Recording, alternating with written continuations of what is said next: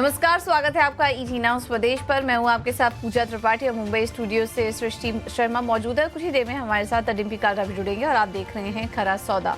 और इस शो में अगले 2.5 घंटे हम आपको बताएंगे कि आज बाजार की चाल कैसी रह सकती है। हमारे साथ एक्सपर्ट का पूरा दमदार पैनल जुड़ेगा जो कि मदद करेगा आपके लिए कुछ बेहतरीन ट्रेडिंग आइडियाज लाने में। चलिए, लेकिन शो शुरू करने से पहले सबसे पहले आज के लिए बड़े संकेत क्या हैं वो देख लेते हैं, उसके बाद हम चर्चा को आगे बढ़ाएंगे। तो आज जिन बड़ी बातों पर हमें नजर रखनी है उसमें सबसे पहले ग्लोबल मार्केट की बात करें तो संकेत ठीक ठाक ही हैं। ग्लोबल मार्केट से S&P नैस्डैक नए शिखर पर लगातार चौथा दिन था और गिफ्ट निफ्टी हल्के हरे निशान में इस वक्त कारोबार कर रहा है। तो ये हैं इस वक्त के संकेत ग्लोबल बाजारों से। साथ ही अंबुजा सीमेंट पर आज नजर रखिए क्योंकि पेना सीमेंट को 10,422 करोड़ में कंपनी खरीदेगी। तो ये कुछ बड़े एक्विजिशन होने जा रहे हैं सीमेंट स्पेस में, इस पर हमारी नजर होगी। फार्मा स्टॉक्स की बात करें तो सुवेम फार्मा सपाला ऑर्गेनिक्स में 67.5% हिस्सा खरीदेगी कंपनी। इसके चलते ये स्टॉक भी फोकस में रहेगा। और वोडा आइडिया पर भी नजर रखें, प्रेफरेंशियल इशू से 2,458 करोड़ जुटाएगी। वोडा आइडिया लगातार फोकस में बना हुआ है और आज भी इस खबर के चलते इस स्टॉक पर नजर रखें। तो खबरों का एक्शन दिखेगा आज दिन भर और ग्लोबल बाजार से संकेत भी हमने देखे। लेकिन चलिए अब आगे बढ़ते हैं।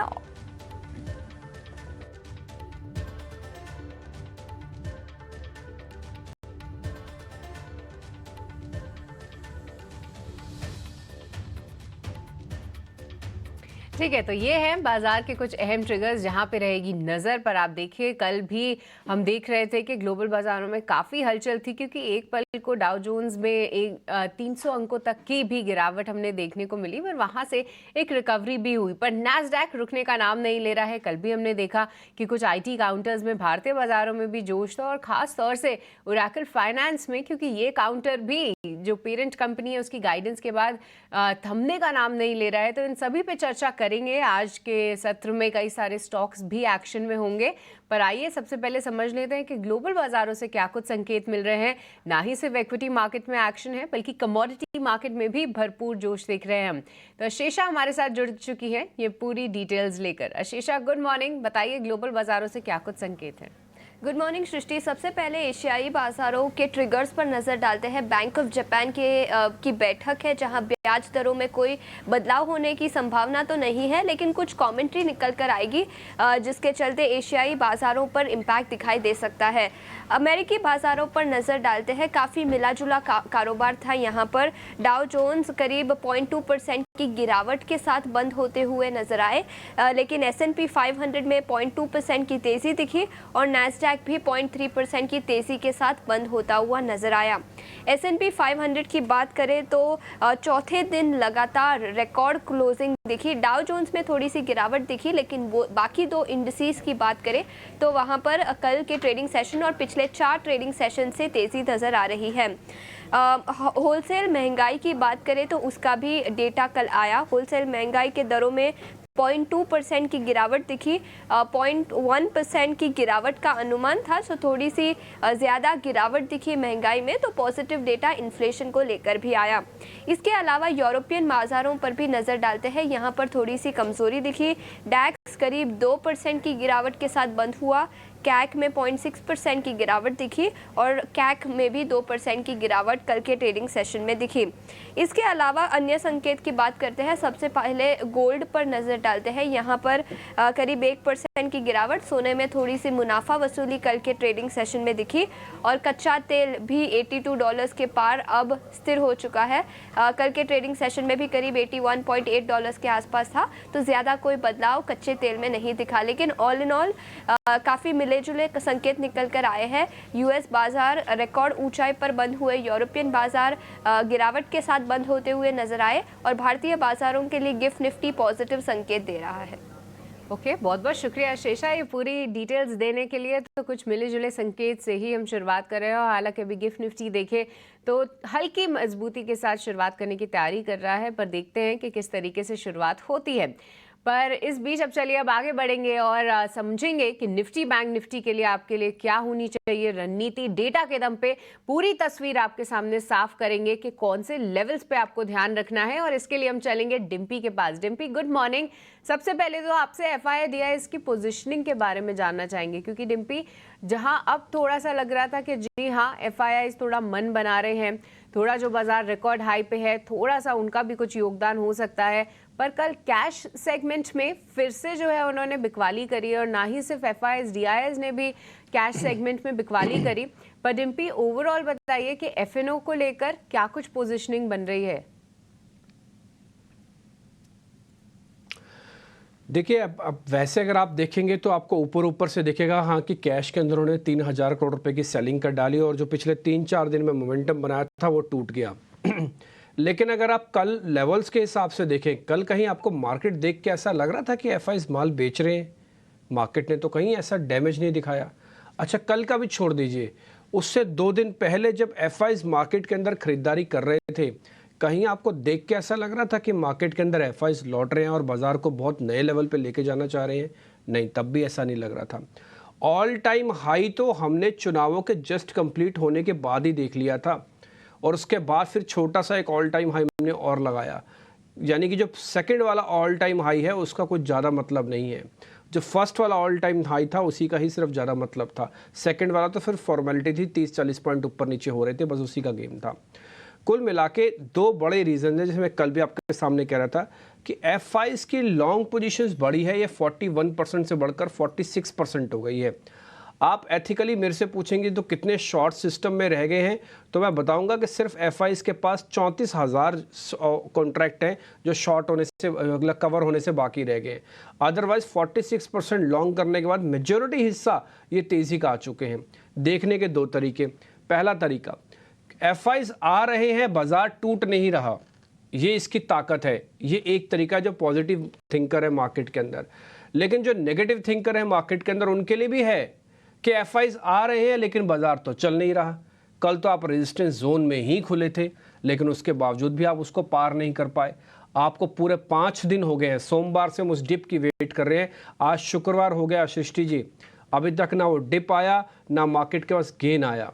दोनों ही चीज़ों में मार्केट ने चर्न करके रख दिया, और इस चर्निंग में ऑप्शंस ट्रेडर्स के खूब सारे पैसे उसने कमाए, क्योंकि पूरा हफ्ता सिर्फ और सिर्फ एक ही चीज़ का बोलबाला था, वो था राइटिंग राइटिंग और राइटिंग। यानी कि कॉल्स की राइटिंग और पुट की राइटिंग। सुबह बाजार को थोड़ा सा ऊपर खोलो गिफ्ट निफ्टी के हिसाब से, अच्छे प्रीमियम आ जाएंगे कॉल्स के, बाद में शाम को जाते आते उन्हीं प्रीमियम्स को खा के चले जाओ।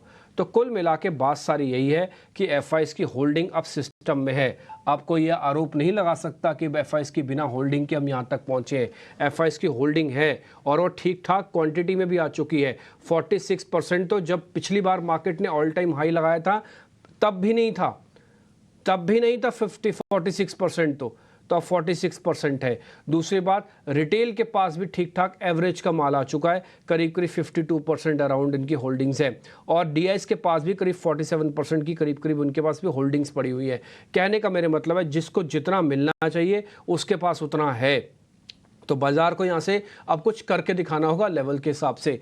आज मेरे से पूछेंगे एक तो इन लेवल्स के हिसाब से जो FIs के, देखिए आज फ्राइडे का सेशन है, मेरा ऐसा मानना है कि मार्केट थोड़ा डिसाइसिव काम करके जाता है फ्राइडे को, ताकि वो मंडे के लिए रूपरेखा बना के जाए। या तो कवरिंग कर देगा या तो फिर शॉर्टिंग और करेगा।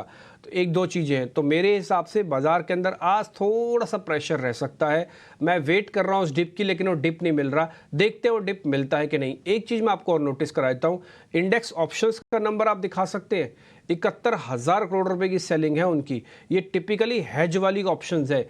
आप जो भी देख रहे थे ना कि आप बता रहे हैं कि FIs ने कैश में किया है, ऑप्शंस में भी सेल किया है, वो टिपिकली हेज करके बाय कर रहे हैं। यानी कि जो मार्केट के अंदर खरीद रहे हैं वो भी डर के खरीद रहे हैं, उनको भी ऐसा लग रहा है कि डिप्लॉयमेंट की दिक्कत आ रही है मार्केट के अंदर। तो थोड़ा सा आप देख के काम कीजिएगा। इसके अंदर मार्केट पूरी तरह से एक रेंज के अंदर है और रेंज के अंदर ही रहेगा, ऐसी प्रोबेबिलिटी हाई है। और अगर आता है तो पहले 23,200 टूटेगा ना, तो फिर आपको आइडिया मिल जाएगा कि आप 200 पॉइंट और नीचे जा रहे हो। जब तक 23,200 को ब्रेक नहीं करोगे, नीचे जाने का रास्ता भी नहीं दिखेगा आपको। और मैं बता दूं एक बहुत साफ साफ सी चीज़, दोनों को विंडो चाहिए। तेज़ी वालों को भी चाहिए और मंदी वालों को भी चाहिए। ये सिर्फ मार्केट के अंदर वो लोग हैं, वो इंस्टीट्यूशंस हैं जिनको सिर्फ प्रीमियम ईट करना है। वो ना मार्केट को तोड़ रहे हैं ना मार्केट को चला रहे हैं, आपसे ऑप्शंस के ज़रिए पैसा लेके जा रहे हैं। उनको पता है कि आएंगे, आज नहीं आएंगे तो कल आएंगे, कल नहीं आएंगे तो परसों आएंगे, और जब भी आप आओगे आपके ऑप्शंस के पैसे वो ले जाएंगे। पिछले एक हफ्ते से यही हो रहा है, ना बाजार की डायरेक्शन है, ना मूवमेंट है, ना कुछ है, सिर्फ प्रीमियम ईटिंग है। जी हाँ, बिल्कुल। ये ऑप्शन सेलर्स का मार्केट ज़रूर दिख रहा है डिम्पी, क्योंकि दिन के दौरान हालांकि थोड़ा सा प्रेशर ज़रूर दिखाते हैं इंडेक्स पर, कहीं ना कहीं अगले दिन फिर से एक गैप अप के साथ ही हम शुरुआत कर रहे हैं। पर डिम्पी, अब आपसे समझना चाहेंगे कि इस बीच निफ्टी के लिए क्या होनी चाहिए रणनीति, क्योंकि आज फिर से मामूली गैप अप के साथ खुलने की तैयारी है हमारी। पर इस बीच अगर किसी के ऑलरेडी लॉन्ग्स हैं तो उनको क्या करना चाहिए, और क्या आज भी कोई नए लॉन्ग के मौके ढूंढे? देखिए, मामूली गैप हो या फिर बड़ा गैप हो, इससे कोई फ़र्क नहीं पड़ रहा। कल तो आप बड़े गैप के साथ खुले थे, लेकिन मार्केट जस का तस है वहीं का वहीं पहुंचा, और बैंक निफ्टी तो कई बार लाल निशान में आया, और इनफैक्ट उसकी क्लोजिंग भी लाल निशान में हुई है, आप सोच सकते हैं, हाँ ना। तो पहला पॉइंट है, ये मार्केट के अंदर अब गिफ्ट निफ्टी का कोई मतलब नहीं रहा है, सिर्फ खुलने तक का ट्रिगर दबाता है। उसके बाद बाजार अपनी डलनेस में, अपने बुझेपन में और अपने जैसे कि ना कोप अवस्था में चला जाता है, शांत अवस्था में चला जाता है, उसको कोई फर्क नहीं पड़ रहा। दूसरा पॉइंट, जिनके पास है उनके पास तो देखिए सब कुछ ठीक है, क्योंकि उनके पास अच्छा प्रॉफिट है, उनके पास बाजार नहीं टूटने वाला फेज़ है, उनके पास अच्छी आरबीआई की पॉलिसी आई, सरकार नीट एंड क्लीन तरीके से बन गई, एफआईज की होल्डिंग आ गई। उनके पास क्या प्रॉब्लम है? उनके पास तो कोई प्रॉब्लम ही नहीं है। उनकी एक ही प्रॉब्लम है कि बस बाजार चल नहीं रहा, सब कुछ अच्छा है, सब कुछ चंगा सी, बट फिर भी मार्केट चल नहीं रहा। तो बस उनकी एक ही प्रॉब्लम है, इसलिए वो सिर्फ इसी चीज़ की वेट करें कि बाजार चले। लेकिन चलेगा कब? जब 450 और 500 के रेजिस्टेंस को पार करेगा। आपका मन करता है आप 450 500 पे बेचो। मार्केट ने 3 बार ऐसा करके दिखाया है। अगर आप 3 बार बेच रहे हैं तो आपको वापस नीचे मिल रहा है ना। और अगर आप बोले नहीं जी हम ऐसे काम नहीं कर सकते, हम तो जी रखेंगे, कोई बात नहीं, तो रखो बॉस। फिर जब 450 500 आएगा ना, उसके बाद तेज़ी से जर्नी आएगी। तो पुराने वालों को कुछ नहीं करना, उनको तो सिर्फ बैठना है। एक चीज़ का ध्यान रखें, पुराने वाले भी 23,200 अभी तक हमने कभी भी टेस्ट करके ब्रेक नहीं किया। 23,200 इसी रेंज का बता रहा हूँ। 23,200 जैसे मार्केट नीचे आ जाएगा ना, ये 200 पॉइंट का नीचे का रास्ता खोलने की प्रोबेबिलिटी हाई हो जाएगी, यानी कि फिर ये 23,050 को टेस्ट करने के लिए पहुंचेगा ज़रूर। तो इसलिए आपकी नज़र ना 23,200 पे होनी चाहिए और 23,450 पे होनी चाहिए। जैसे 450 आएगा, जो मंदी है ना उनके वाले डर में खौफ हो जाएगा, खौफ पैदा होगा, और जैसे 200 ब्रेक होगा तेज़ी वालों को लगेगा नहीं अब तो थोड़ा जाएंगे नीचे, तो आप उसका फ़ायदा उठाइएगा उस समय, जो पुराने वाले हैं। अदरवाइज नहीं तो छोड़ दो, आप अपने सौदे के साथ बैठे रहो। नए वालों को तो कुछ करना ही नहीं है। अगर आप करना चाहते हो तो करके देख लो। आपने अगर कल गैप पे खरीदा है तो पैसे दे दिए, कल आपने परसों अगर गैप के साथ नहीं खरीदा तब भी जाके पैसे दिए आपने। तो आपको कुछ नहीं करना, नए वालों को तो सिर्फ वेट करना है। 23,200 पे ले लो या तो 23,050 पे लेना, अदरवाइज नहीं तो मत लेना। नहीं तो फिर 23,500 को पार करने दो, उसके बाद लेना। भाई या तो सपोर्ट लाओ या तो रेजिस्टेंस लाओ। ये बीच वाले में आके ट्रेड करने का कोई मतलब नहीं है, आप थोड़ा अवॉइड ही कीजिए। ठीक है, तो नई लॉन्ग पोजीशंस को थोड़ा सा अवॉइड करने की ही राय मिल रही है। पर डिम्पी, ऐसे में शॉर्ट के मौके तलाशने चाहिए या फिर रेंज बाउंड इंडेक्स को देख के वहाँ पे भी थोड़ा सा बचे और स्टॉक स्पेसिफिक ही व्यू रखे आज के लिए भी?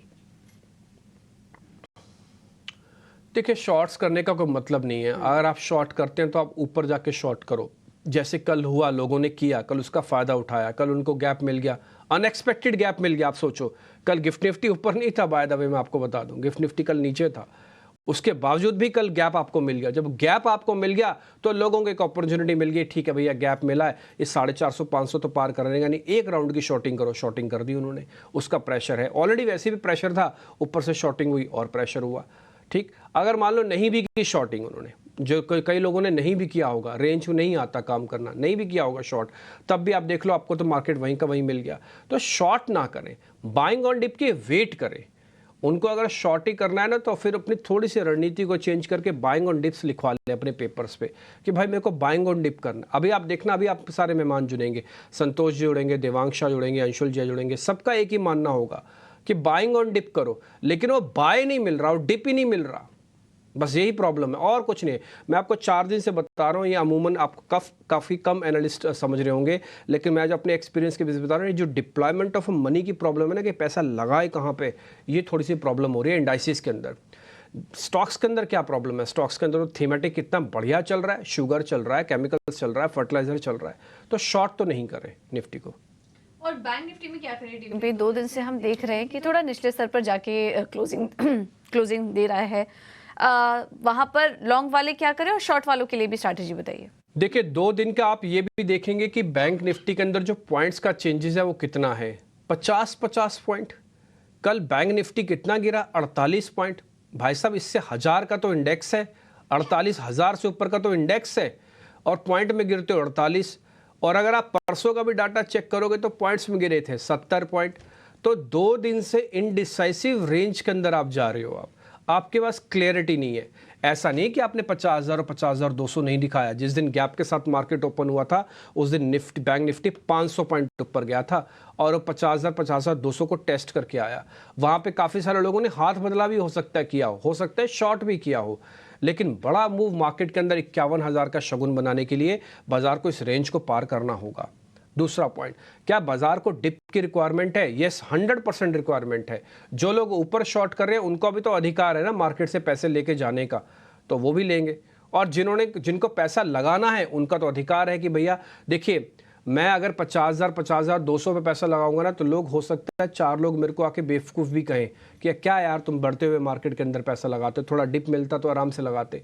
ये सिर्फ एक ह्यूमन नेचर है, ऐसा कुछ है तो नहीं है। लेवल से चलते हैं, लेकिन ये ह्यूमन नेचर है कि मेरे को थोड़ा डिप मिल जाए ना तो मैं पैसा लगा दूंगा मार्केट के अंदर। तो वो डिप की रिक्वायरमेंट है मार्केट के अंदर। बस वो ना रिटेलर्स के पास प्रॉब्लम नहीं है, वो इंस्टीट्यूशनल की प्रॉब्लम है। तो डीआईज अपना माल 5% से नहीं बेच देते एक ही दिन के अंदर। तो फिलहाल आप 49,500 49,300 की रेंज का एक स्टॉप लॉस लगा के रखें। इसके पास मिलता है ज़रूर खरीद लें, खरीदना ज़रूर है, बाइंग ऑन डिप करना है। हम बोल के सिर्फ छोड़ ना दें, हमें यूज़ भी करना है वो बाइंग ऑन डिप, लेकिन वो पहले डिप आ जाए। अगर वो नहीं आता ना तो फिर अलग तरीके से सोचेंगे मार्केट के अंदर। फिलहाल तो अभी तक तो हमारी यही लाइन है कि बाइंग ऑन डिप है, यानी कि डिप लाओ और फिर बाय ले जाओ हमारी तरफ से। तो 50,000 50,200 हमारा पहला टारगेट होगा। 49,500 49,300 हमारा स्टॉप लॉस एरिया है। इसी रेंज के अंदर हम आके थोड़े बहुत पोजीशंस बनाएंगे, और वो भी मैं कम बनाऊंगा क्योंकि मेरा अब इंडिया विक्स भी कम हो रहा है और मेरे पास फेयर वैल्यू पे खड़ा हुआ है मेरा निफ्टी और bank Nifty put call ratio के हिसाब से, और एफआईज ऑलरेडी सिस्टम के अंदर आ चुका है। इसलिए मैं पोजीशंस बनाऊंगा, बट थोड़े कम बनाऊंगा।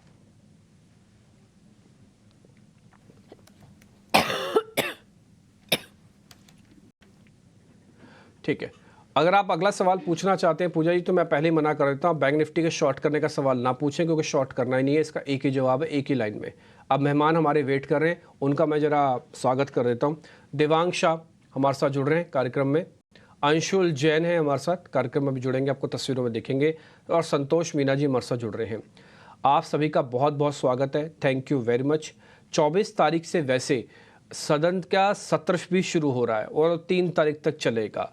अभी तक ये नहीं पता कि बजट की डेट क्या है। मार्केट में काफ़ी क्या आशा है कि 3rd वीक तक आएगी डेट जुलाई मंथ की, तो उसको लेकर भी अगर आप देखेंगे तो सीरीज़ में भी थोड़ा टाइम है।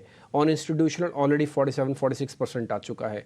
सभी मेहमानों को एक बार ज़रा स्क्रीन पर दिखाएं तो, संतोष सर को, देवांग शाह को और अंशुल जैन को।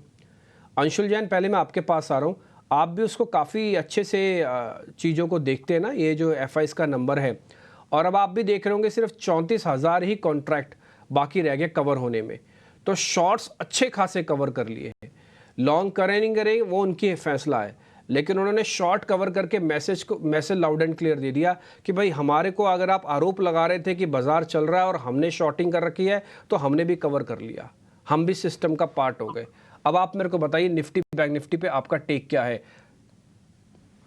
नमस्कार डिम्पी जी, नमस्कार पूजा जी, नमस्कार सृष्टि जी। देखिए डिम्पी जी, थोड़ा सा एफआईआई का डेटा कंफ्यूजिंग है क्योंकि अगर आप इंडेक्स फ्यूचर्स पे देखेंगे तो 34,000 कॉन्ट्रैक्ट शॉर्ट है, लेकिन अगर फ्यूचर प्लस ऑप्शन देखेंगे तो केवल 17,000 कॉन्ट्रैक्ट शॉर्ट है, यानी कहीं ना कहीं ऑप्शंस के द्वारा लॉन्ग पोजिशंस बनी है। तो यहाँ पे बहुत क्लीन डेटा निकल के नहीं आ रहा है।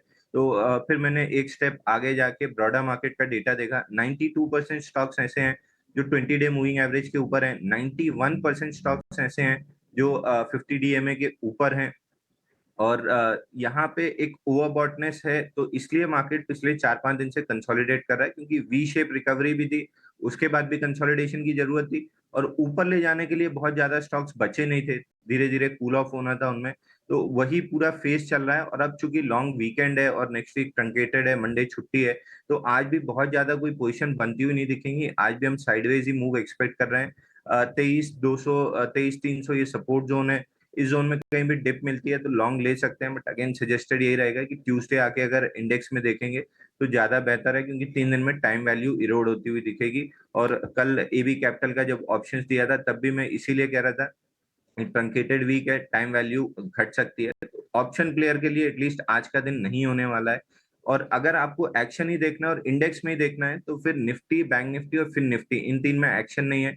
पूरा एक्शन जो है वो मिड कैप निफ्टी में पिछले 4 दिन में अगर देखें तो लो से लगभग 450 पॉइंट चला है, वहां 11,820 का स्टॉप लॉस, 11,820 का ब्रेकआउट आया है पूरे कप एंड हैंडल पैटर्न का, जिसका टारगेट 12,400 है, 11,950 पे हम आके खड़े हैं, तो 400 साढ़े 400 पॉइंट की रैली वहां मिलेगी।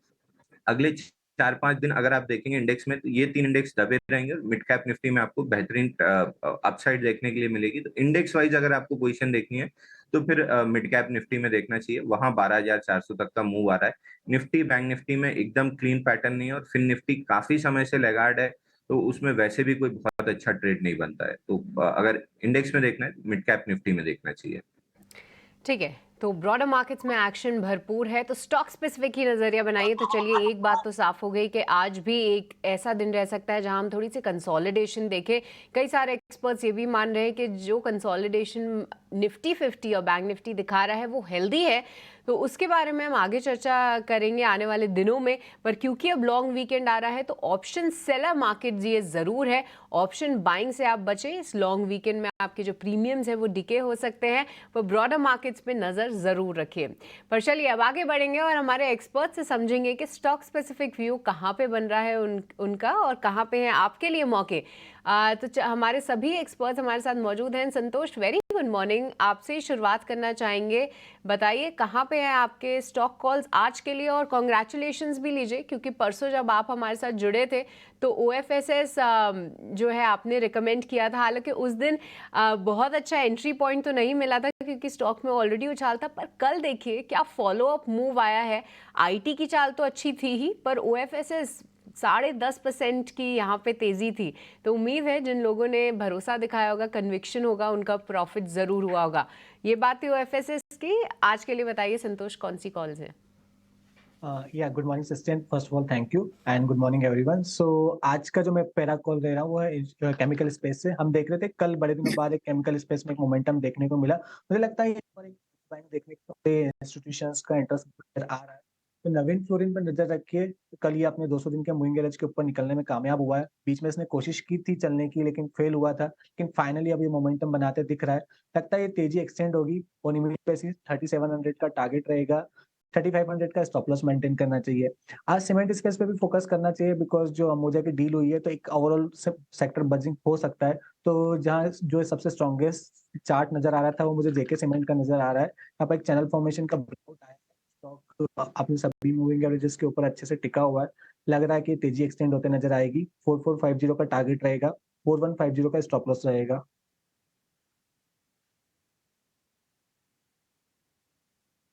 ठीक है, तो नवीन फ्लोरिन यहाँ पे आप तेजी करके चलिए और 3,700 के टारगेट के लिए। वहीं जेके सीमेंट में भी तेजी करने की सलाह है 4,450 के लक्ष्य के लिए। ये दो कॉल्स हैं संतोष जी की तरफ से। चलिए, कुछ और भी ट्रेडिंग आइडियाज लेंगे। Devang, good morning. आप भी बताइए, आपकी नजर कहाँ है, कहाँ पर ट्रेड देख रहे हैं? Very good morning. First stock यहाँ का ग्लैनमार्क में ओवरऑल चार्ट स्ट्रक्चर देख रहे हैं, डेली चार्ट पर अच्छा मोमेंटम बना है, हाइट ऑफ बॉटम स्ट्रक्चर में स्टॉक ट्रेड कर रहा है। ग्लैनमार्क खरीदने की सलाह रहेगी। स्टॉप लॉस रखते हैं 1198, टारगेट है 1265। नेक्स्ट स्टॉक रहेगा आईजीएल में देखा है डेली चार्ट पे एक रिवर्सल पैटर्न देखने मिला है, स्टॉक्स में एक डेली चार्ट पे ब्रेकआउट भी देखने मिला है, तो आईजीएल खरीदने की सलाह रहेगी। स्टॉप लॉस रखते हैं 476 का, टारगेट है 500।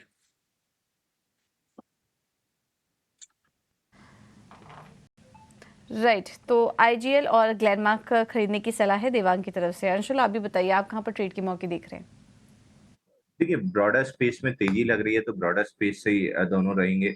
आईसीआईसीआई प्रूडेंशियल पहला बाई कॉल रहेगा। इसमें कप एंड हैंडल पैटर्न की फॉर्मेशन है डेली चार्ट पे, और नेकलाइन 595 पे थी जो कल ब्रेकआउट दी है। और जो बेहतरीन चीज इसमें थी, ब्रेकआउट अप्रोच करते समय ओपन इंटरेस्ट 10.6 मिलियन से बढ़ के 12.6 मिलियन हुआ है। तो ये दिखा रहा है कि ब्रॉडर पार्टिसिपेशन है इस ब्रेकआउट में। तो आईसीआईसीआई प्रूडेंशियल बाई करना चाहिए 595 के अराउंड। 588 का स्टॉप लॉस रहेगा और 605 का टारगेट रहेगा। दूसरा सिमिलर पैटर्न है कप एंड हैंडल का टाइटन में। यहाँ पे भी almost on the verge of breakout है, और ब्रेकआउट लाइन अप्रोच करते समय ऑलमोस्ट 1.6 मिलियन का ओपन इंटरेस्ट ऐड हुआ है। तो ये क्लियरली शो करता है कि ब्रेकआउट सस्टेन होगा। 3470 के अराउंड बाई करना है, 3440 का स्टॉप लॉस रहेगा और 3510 का टारगेट रहेगा। और ये टारगेट प्रोबेबली 1 से 2 दिन में आते हुए दिखेंगे। तो ये 2 बाई कॉल रहेंगे मेरी तरफ से। ओके ठीक है, एक तो टाइटन आप कह रहे हैं प्लस करने के लिए 3510 तक का टारगेट है। एक बार दिखाइए अंशुल जैन की दूसरी सारी ट्रेड और सभी एक्सपर्ट्स की एक बार वापस से ट्रेड दिखा दीजिए, ताकि किसी से कोई भी अगर शेयर छूटा है तो कम से कम वो अच्छे से उसको देख भी लेगा। आईसीआईसीआई प्रूडेंशियल पे रिकमेंडेशन है, आपको पता है कल उन्होंने बेस बनाया, टाइटन ऑलरेडी इनकी कॉल है। ठीक, इसके अलावा दूसरे मेहमानों के भी दिखाइए सभी की, अंशुल जैन के अलावा।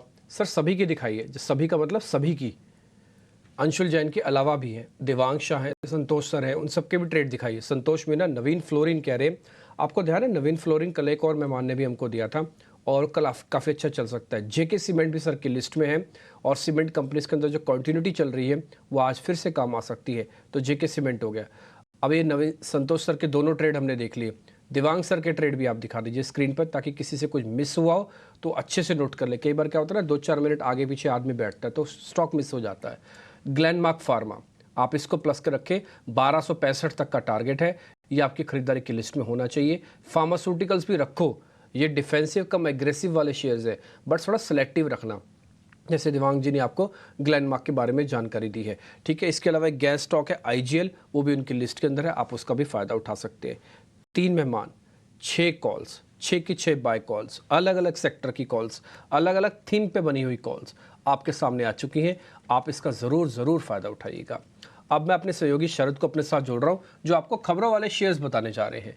शरद, गुड मॉर्निंग, बताइए आज के stocks in news. Morning Dimpy, सबसे पहले बात करेंगे तो अंबुजा सीमेंट फोकस में रहेगा। बहुत बड़ी एक्विजिशन आई है साउथ की, यहाँ पे पेन्ना सीमेंट को जो एक्वायर करेंगे और एंटरप्राइज वैल्यू जो है 10,000 करोड़ के ऊपर का है। हमने थोड़ी कैलकुलेशन की, जो ईवी पर टन की जो डील हुई है वो $90 प्रति टन पे हुई है, यानी कि अपने जो इंडस्ट्री के पीयर एवरेज है उससे तो सस्ते लेवल पे ये बाई आउट देखने मिला। ये फंडिंग जो है इंटरनल एक्रूवल से होने वाली है और इस एक्विजिशन के बाद अंबुजा सीमेंट जो है साउथ रीजन का तीसरा सबसे बड़ा प्लेयर बन जाएगा। ये ऑफकोर्स बहुत वैल्यू एक्रेटिव एक्विजिशन भी है। वोडाफोन आइडिया भी फोकस में रहेगा, लगभग 2500 करोड़ रेस करेंगे प्रेफरेंस शेयर्स के ज़रिए, तो आज स्टॉक में जो है ऑफकोर्स मोमेंटम देखने मिल सकता है।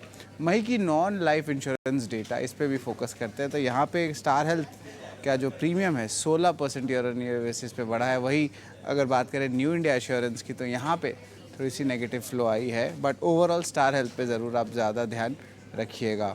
Dixon Tech, Kaynes Tech, Amber Enterprises, जो भी कॉन्ट्रैक्ट मैन्युफैक्चरर्स है, उन स्टॉक्स में भी जो है आज फोकस रहेगा, क्योंकि कल मार्केट आज के बाद मिनिस्ट्री ऑफ इलेक्ट्रॉनिक्स और आईटी ने जो है अपनी 100 दिन के एजेंडा पेश की। उस एजेंडा में उन्होंने कहा कि लगभग 30,000 करोड़ रुपए का इलेक्ट्रॉनिक कंपोनेंट स्कीम वो लॉन्च करेंगे, जहाँ पे कैपिटल सब्सिडी भी रहेगा। तो इन स्टॉक्स पे जो है आज तेज़ी देखने मिल सकती है। सुजलॉन एनर्जी, हमने पहले लास्ट वीक देखा था इंडिपेंडेंट डायरेक्टर ने रिज़ाइन किया कॉर्पोरेट गवर्नेंस इशू से, फिर सफाई भी आई कंपनी की और ब्रोकरेजेस ने भी कहा कि अभी भी उनके जो थीसिस है स्ट्रॉन्ग है सुजलॉन के। और यहाँ पे एक और डेवलपमेंट आया है, जाने माने लॉ फर्म खैतान एंड को उन्होंने जो लाया है और रिव्यू करने वाले अपनी करंट कॉर्पोरेट गवर्नेंस सिचुएशन को, और अगर कुछ गैप है तो उसको स्ट्रेंथन करेंगे। तो ऑफ कोर्स एक अच्छी मूव है आपके मैनेजमेंट से। नाल्को की बात करें तो वो उड़ीसा में एक माइन को लीज़ किया है, एनुअल प्रोडक्शन उसका लगभग 35 लाख मिलियन टन्स का है, और रिजर्व्स की बात करें तो 1 करोड़ से ज़्यादा टन्स का रिजर्व्स है। इसका जो माइन लाइफ है 32 साल का है और ये ऑपरेशनल जल्दी होगा, तो नाल्को के लिए पॉजिटिव न्यूज़ है। पूरा वंकरा 1000 करोड़ रुपए रेस करेंगे QIP इशू के ज़रिए, तो इसको भी ज़रूर ट्रैक करिएगा। राइट्स ने जो है MOU साइन किया दिल्ली मेट्रो के साथ, जहाँ पे कंसल्टेंसी और ऑपरेशन मेंटेनेंस पे काम करेंगे रेलवे सिस्टम्स के लिए। सुवेन फार्मा, एक और एक्विजिशन आया है फार्मा स्पेस से, और ये भी इंटरेस्टिंगली साउथ का ही एक्विजिशन है, लगभग 67% स्टेक की एक्विजिशन होगी 230 करोड़ के लिए। सपाला अभी हैदराबाद बेस्ड सीडीएमओ कंपनी है और जो ट्रांजैक्शन हुई है वो price to sales ratio 3.4 times के में हुई है FY24 के आंकड़े में। इसका मतलब ये लार्जली इनलाइन है इंडस्ट्री से, ना ज़्यादा महंगा ना सस्ता। SEAPC के बारे में बात करें तो 19 जून को एक इम्पॉर्टेंट बोर्ड मीट है जहाँ पे वो फंड रेज की विचार करने वाले हैं। और आखिरी स्टॉक रहेगा इलेक्ट्रो स्टील कास्टिंग्स। हमने देखा पिछले 2 से 3 क्वार्टर में बहुत अच्छे नंबर्स भी आ रहे थे इस कंपनी से, और यहाँ पे कंपनी ने अप्रूवल दिया है कि डक्टाइल आयरन पाइप्स और फिटिंग्स प्लांट का जो ज़मीन है उड़ीसा में 500 एकड़ का, वो जो है सेटअप करने वाले हैं वहाँ पे एक प्लांट। Thank you. ओके, बहुत बहुत शुक्रिया शरद, ये पूरी लिस्ट सामने रखने के लिए। तो ढेर सारे काउंटर्स हैं जहाँ पे खबरों के दम पे एक्शन दिखेगा, पर आइए अब समझ लेते हैं कि ब्रोकरेजेस के रडार पे कौन से स्टॉक्स हैं, कहाँ पे आई हैं ब्रोकरेज कॉल्स। जिनय हमारे साथ जुड़ चुके हैं ये बताने के लिए। जिनय, गुड मॉर्निंग, बताइए।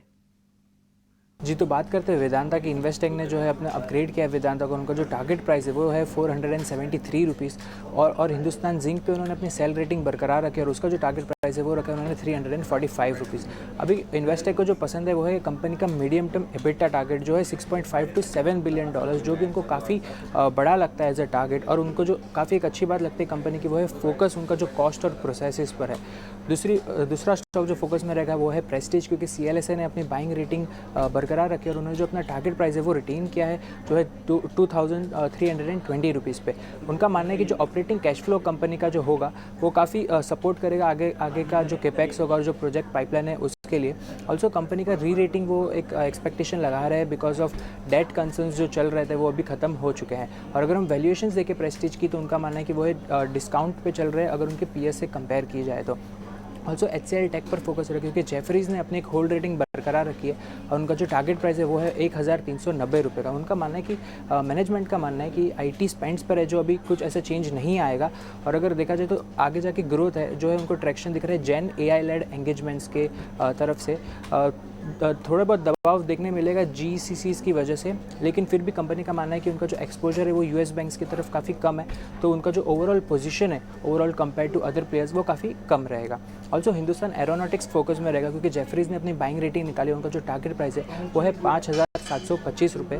उनका मानना है कि कंपनी का जो सेंटीमेंट है वो काफ़ी अच्छा है because of the focus of defence और एक्सपोर्ट के कारण। ऑल्सो HAL जो है काफ़ी स्वीट स्पॉट में है क्योंकि उनका जो हाई टेक्नोलॉजी वो एक काफ़ी हाई एंट्री बैरियर कंपनी को प्रोवाइड करता है। जेफरीज जो है डबल डिजिट ग्रोथ एक्सपेक्टेशन लगा रहा है कंपनी के लिए आने वाले 3 से 5 सालों में। सो HAL फोकस में रहेगा। बहुत बहुत शुक्रिया जिन्हें ये पूरी लिस्ट सामने रखने के लिए। तो ढेर सारे काउंटर्स हैं जहाँ पे ब्रोकरेजेस की रिपोर्ट भी आई है जिसमें से HAL भी है। कल भी डिफेंस काउंटर्स रुकने का नाम नहीं ले रहे थे, आज HAL पे रिपोर्ट देखिए, कई सारे मेटल काउंटर्स हैं, पर इन सभी पे चर्चा करेंगे। आपको बताएंगे कि रिपोर्ट्स तो है पर टेक्निकली आपको कौन से लेवल्स आज के लिए ध्यान में रखने हैं और किस तरीके से इनमें ट्रेड लेना है। एक्सपर्ट्स हमारे साथ मौजूद हैं, हम चर्चा कर रहे हैं तमाम स्टॉक्स और सेक्टर्स पे जहां दिखेगा एक्शन। और इस बीच स्वागत करना चाहेंगे अविनाश गोरक्षकर का भी। अविनाश जी, बहुत बहुत स्वागत है आपका। आप कई सारे ऐसी कंपनीज को भी ट्रैक करते आ रहे हैं जहां पे हमें लगता है कि स्मॉल कैप, मिड कैप, इनका नाम कभी नहीं सुना है, तो आपकी रिसर्च से हमें बहुत फ़ायदा मिलता है। पर आज खास तौर से अविनाश जी फोकस रहेगा सीमेंट काउंटर्स में, क्योंकि देखिए अंबुजा सीमेंट ने एक बार फिर एक साउथ बेस्ड कंपनी का जो है अधिग्रहण किया है और कई सारे ब्रोकरेजेस ये मान रहे हैं कि हालांकि अधिग्रहण ठीक ठाक वैल्यूएशंस पे हुआ है पर इस एक्विजिशन के बाद ये इंडस्ट्री के लिए भी पॉजिटिव बता रहे हैं। अविनाश जी, आपका टेक इस पर्टिकुलर एक्विजिशन पे, अंबुजा सीमेंट के लिए क्या कुछ रणनीति होनी चाहिए, क्या आपको पसंद है, और पूरे सीमेंट पैक पे, क्योंकि अब एक देखिए पॉजिटिव रुझान बन रहा है, हम कई दिनों से इसके बारे में चर्चा भी कर रहे हैं, तो कोई आपके टॉप बेट्स हैं तो वो भी बताइए। गुड मॉर्निंग सृष्टि। देखिए, पहली बात तो ये जो एक्विजिशन गुजरात अंबुजा सीमेंट ने बना है ये काफी अट्रैक्टिव एंटरप्राइज वैल्यू पे हो चुका है, करीबन 10,300 रुपए पर टन पे हुआ है। और ये फैसिलिटी डेफिनेटली अंबुजा सीमेंट को अपना मार्केट शेयर बढ़ाने में मदद करेगी। रही बात एक्विजिशन के बाद जो एक्शन काउंटर्स में रहेगा, आई थिंक क्लियरली जो मीडियम और छोटे साइज सीमेंट कंपनियां हैं वहां पे फोकस रहेगा। मेरे ख्याल से हमको basically Heidelberg cement, Ramco cement और टिपिकली जो जो स्टार सीमेंट जैसे काउंटर्स काफ़ी पसंद है। हमको लग रहा है कि देखिए ये छोटी कंपनीज़ है लेकिन निश मार्केट्स में काम करती है। ओवरऑल अंबुजा सीमेंट्स में अभी आगे का जो एक्विजिशन होगा उसके लिए ऑलरेडी मार्केट में थोड़ी बहुत एक्शन आज सीमेंट स्टॉक्स में आपको देखने को मिलेगी। बट ओवरऑल फंडामेंटल व्यू की बात करें तो मुझे लग रहा है कि अगले साल सीमेंट सेक्टर के लिए काफ़ी अच्छा आना चाहिए। एक तो रॉ मटेरियल की कीमतें अभी कंट्रोल में आ चुकी है, प्राइसिंग पावर भी वापस इंडस्ट्री में आया है और अगर बजट में होपफुली इंफ्रास्ट्रक्चर के ऊपर गवर्नमेंट बड़े अनाउंसमेंट करता है, जो जुलाई में एक्सपेक्टेड है, तो मुझे लग रहा है कि ये जो तेजी और जो पॉजिटिव मोमेंटम है, वो आपको सीमेंट सेक्टर में ज़रूर देखने को मिलेगा। तो मेरे ख्याल से ये छोटी कंपनियाँ जो है, स्टार सीमेंट, heidelberg सीमेंट, इसके ऊपर फोकस करिए और अंबुजा सीमेंट्स में डेफिनिटली आज एक अच्छा पॉजिटिव रुझान आपको देखना चाहिए क्योंकि मार्केट को पसंद आने वाला एक्विजिशन है, जो आने वाले साल में डेफिनिटली इनको अच्छी तरह से रेवेन्यू और प्रॉफिट में कंट्रीब्यूशन करेगा।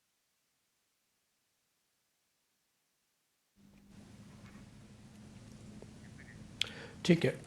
कुछ कुछ और स्टॉक्स वगैरह भी पता कर लेते हैं। शुगर वाले स्टॉक्स भी कल काफ़ी अच्छे चले हैं।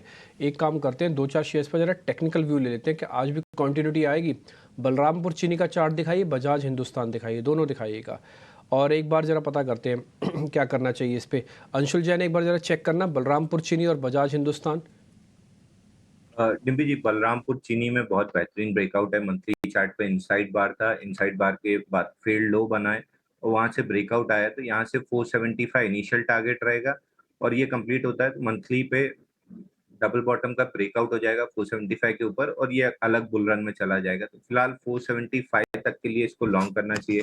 दूसरा, पूरा सीमेंट स्पेस तेज है। बजाज हिंदुस्तान, इसमें भी काफी अच्छा पैटर्न है। मंथली चार्ट में 8 महीने का बेस ब्रेकआउट आया है एट 38 रुपीज, जिसका टारगेट आ रहा है ऑलमोस्ट 59 रुपीज। तो अभी जस्ट ये मूव स्टार्ट हुई है। करंट मार्केट प्राइस से बाई कर सकते हैं, डिप पे 38 के राउंड मिलता है तो वहां भी बाई कर सकते हैं। 59 तक का टारगेट रहेगा। बट इस सेक्टर में जहां हम बाई कॉल्स दे रहे हैं और जहां हमारा इंटरेस्ट है वो है केएम शुगर। 89 मंथ्स का कैपिटल पैटर्न का ब्रेकआउट आया है 38 रुपीज पे। हमने अपने क्लाइंट्स को रिकमेंड किया था 38 पे, फिलहाल 46 का हाई बना है। यहाँ से इस स्टॉक में लगभग 70 रुपीज तक का टारगेट बन रहा है क्योंकि बड़ा पैटर्न का ब्रेकआउट है। तो ये हमारी प्रिफर्ड पिक है और हमने अपने क्लाइंट्स को भी इसको रिकमेंड किया है विद द व्यू की 70 तक ये जा रहा है। तो केएम शुगर आप ये बता रहे हो कि 70 तक ये स्टॉक जा सकता है, 38 पे अपने क्लाइंट्स पे आपको दिया हुआ है। आप ये कह रहे हैं कि अगर बाय करना है तो इसमें करना है। बजाज हिंदुस्तान के लिए मैं संतोष सर को भी बहुत बधाई दूंगा। संतोष सर, आपको याद है आपसे मैंने 2-4 दिन पहले इस शेयर के बारे में पता किया था, 36 रुपये का भाव है। आप भी कह रहे हैं हाँ ये चलेगा और बहुत बढ़िया चलेगा और बड़ा मूवमेंट आएगा। सर याद आ रहा है आपको? परसों ही हमारी शायद चर्चा हुई थी, परसों तरसों की बात है। तो आपको मैं बहुत बधाई देना चाहूँगा। उसके बाद से शेयर ने एक अच्छा मूव दिखाया। पिछले 7 दिन में 32% अगर घटा भी दोगे तो 15-16% तो सिर्फ 2 दिन में, यानी कि कल में ही आपको आते हुए दिखे। खैर हम आगे बढ़ते हैं, 1-2 शेयर और चेक करवा लेते हैं। देवांग, एक बार ज़रा डिक्सन टेक्नोलॉजीज चेक करेंगे। ये शेयर भी कल डेज हाई पे बंद हुआ है। लास्ट का मोमेंटम काफ़ी शार्प था, आज भी चलेगा। मैं सारे वही शेयर पूछ रहा हूँ जो ट्रेंडिंग है। डिक्सन की बात करें, डेफिनेटली स्टॉक से काफी अच्छा मूव देखने मिला है, आगे भी लगता है अच्छा मूव देखने मिल सकता है। Higher top higher bottom structure में डेली चार्ट पे स्टॉक ट्रेड कर रहे तो डेफिनेटली यहाँ पे मूव देखने मिल सकता है। 11,200 के अराउंड के एक टारगेट लक्ष्य रख सकते हैं। यहाँ पे स्टॉप लॉस सकते हैं 10,400 का।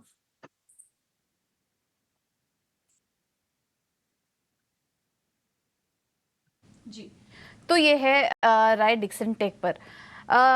इस बीच संतोष जी, ये जो डिफेंस स्टॉक्स है वहां पर क्या नजरिया बन रहा है आपका? कल जब राजनाथ सिंह का ने अपना कार्यभार संभाला और उसके बाद उन्होंने ट्वीट कर जो बयान दिया उसको बाजार ने तो थम्स अप दिया ही, काफी गौर से सुना, सीरियसली लिया। और इसके बाद जब रिपोर्ट्स भी जो आई, ब्रोकरेज रिपोर्ट्स भी जो आई, वो भी काफी पॉजिटिव थी। जेफरी सी कवरेज आई HAL पर, खरीदारी की राय के साथ 5,725 का लक्ष्य दिया है।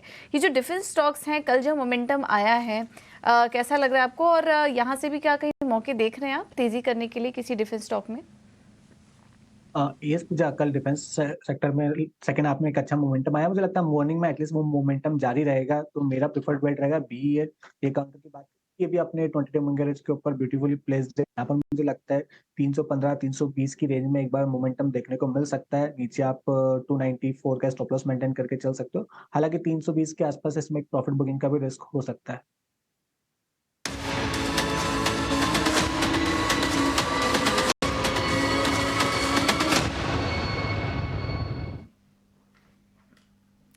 तो चलिए इस बीच हमारे साथ ईटी नाउ और ईटी नाउ स्वदेश के एडिटर इन चीफ निकुंज तालमिया भी जुड़ चुके हैं। निकुंज साहब आपका बहुत बहुत स्वागत है। थोड़े से खफा हम ज़रूर है आपसे क्योंकि आप कई दिनों से हमें समय नहीं दे रहे थे, तो हमारे कई सारे दर्शक वेट भी करते हैं। हम देखते हैं कि वो वेट करते हैं, रीट्वीट करते हैं आपकी सारी चीज़ें। पर देखिए इतने दिनों बाद आप आए हैं, तो सबसे पहले आपसे मार्केट पे ही समझना चाहेंगे क्योंकि मार्केट रुकने का नाम नहीं ले रहे हैं। FIIs कैश में किसी दिन खरीदते हैं, किसी दिन बेचते हैं, बट इन सबको अगर हम हटा के देखें तो कौन से बड़े ट्रेंड्स हैं जो अब उभर कर आ रहे हैं सामने? देखिए, बजट के इलेक्शन के दिन हमने क्या देखा था, सबसे बड़ा one of the biggest gainers was HUL, उसके अगले दिन ब्रिटानिया चला था, फिर हमने देखा था ITC में चाल आई थी। मगर आप देखेंगे कि 4 जून से मार्केट के अंदर क्या एक्शन हुआ है। 4 जून से मार्केट के अंदर जो एक्शन हुआ है वह है कि HUL का जो रिटर्न है वो नेगेटिव है। अब HUL का रिटर्न नेगेटिव क्यों है? तो ये एक जाहिर सी बात है, ग्राफिक देखें 4 जून से 7 दिन में HUL 4% नीचे है। 4 जून से HUL में सुबह देख रहा था फ्लैट टू नेगेटिव है। निफ्टी 6% ऊपर गया है, स्मॉल कैप इंडेक्स 14% ऊपर गया है और HUL फ्लैट है। तो जो डिफेंसिव ट्रेड हमने देखी थी, जो आ रही थी वापस कि भाई यहाँ गड़बड़ होगी, वहाँ गड़बड़ होगी, सरकार का फोकस रूरल पे रहेगा, रूरल स्टॉक्स भागेंगे, दौड़ेंगे, उछलेंगे, वह ट्रेड खत्म हो चुकी है। सेकंड, स्मॉल कैप इंडेक्स 4 जून से 14% ऊपर है। 14% कोई छोटा मूव नहीं है, बहुत पावरफुल मूव है जी, बहुत पावरफुल मूव है। और इसके अंदर अगर आप देखेंगे तो अव्वल नंबर पर जो स्टॉक उभर कर आया हुआ है श्रीराम ट्रांसपोर्ट। किसी ने नहीं सोचा था कि श्रीराम ट्रांसपोर्ट इस प्रकार की आउट परफॉर्मेंस दिखाएगा। तीसरा, अगर आप देखें PSU इंडेक्स के अंदर जो अव्वल नंबर का स्टॉक उछल कर आया वह मझगांव शिपयार्ड। तो मार्केट आपको क्या कह रहा है भाई, 4 जून से पहले जो मार्केट था वही इस समय मूड है। शॉर्ट कवरिंग की वजह से हम FNO और निफ्टी के अंदर देख रहे हैं एक्शन आ रहा है। मार्केट के अंदर जो डिफेंसिव ट्रेड थी, डर वाली ट्रेड थी, वह खत्म हो चुकी है एंड मार्केट कह रहा है कि बैक टू नॉर्मल, इलेक्शन खत्म, बजट की बातें चालू करो।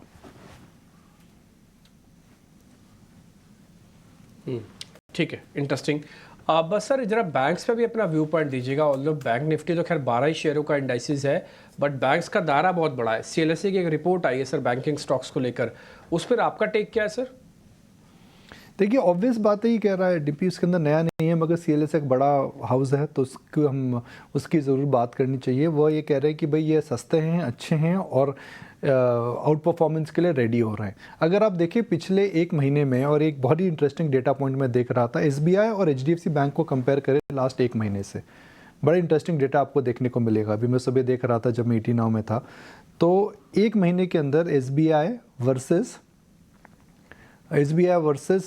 HDFC बैंक, अगर आप उसको कंपेयर करेंगे तो HDFC बैंक के अंदर सटल आउट परफॉर्मेंस दिखने को मिल रही है। डायरेक्टर साहब फायर करें प्लीज़। सटल आउट परफॉर्मेंस देखने को मिल रही है, और जब आउट परफॉर्मेंस आपको देखने को मिलती है तो इसका मतलब ये देखिए, SBI 1 महीने में 1% 3% ऊपर है, HDFC बैंक 10% ऊपर है। तो सटल आउट परफॉर्मेंस अब आपको देखने को मिल रही है और मुझे लगता है आउट परफॉर्मेंस धीरे धीरे बढ़ती रहेगी। तो 1 महीने के अंदर आपको छोटी आउट परफॉर्मेंस दिखेगी, 3 महीने के अंदर आपको और बड़ी दिखेगी, और 1 साल के अंदर आपको लगेगा कि एक मैसिव आउट परफॉर्मेंस आ रही है। तो मैं ये नहीं कह रहा हूँ कि PSU बैंक्स गिरने वाले, मैं कह रहा हूँ कि आउट परफॉर्मेंस आने लग जाएगी। तो आई थिंक CLSA उसी बात को इंडोर्स कर रहा है, उस बात से मैं तो पूरा सहमत हूँ। बिल्कुल। तो प्राइवेट बैंकों पर नज़र रखिए, जैसा कि CLSA का भी कहना है। निकुंज सर गुड मॉर्निंग। यहाँ पर एक और रिपोर्ट आई है, interesting report, grid and fair, जो कि हम आप दर्शकों को बता दें कि जेफरीज की तरफ से रिपोर्ट आई है। उसमें GMR एयरपोर्ट को लेकर जो कमेंट्स आए हैं, उस पर आपकी रीडिंग क्या कह रही है? देखिए, क्रिस वुड की एक खास बात है कि बड़े ट्रेंड्स और बड़ी जल्दी पकड़ता है। 2015 नहीं 2005 में रियल एस्टेट स्टॉक्स का हिंदुस्तान में अस्तित्व ही नहीं था, 1 या 2 कंपनियां होती थी। उस समय इन्होंने बोला था कि भाई रियल एस्टेट स्टॉक्स में, उस समय इन्होंने बोला था कि रियल एस्टेट स्टॉक्स में निवेश करो। फिर इन्होंने इंडिया में हमेशा अपना जो ओवरवेट स्टैंड रखा है काफ़ी मजबूत रखा है।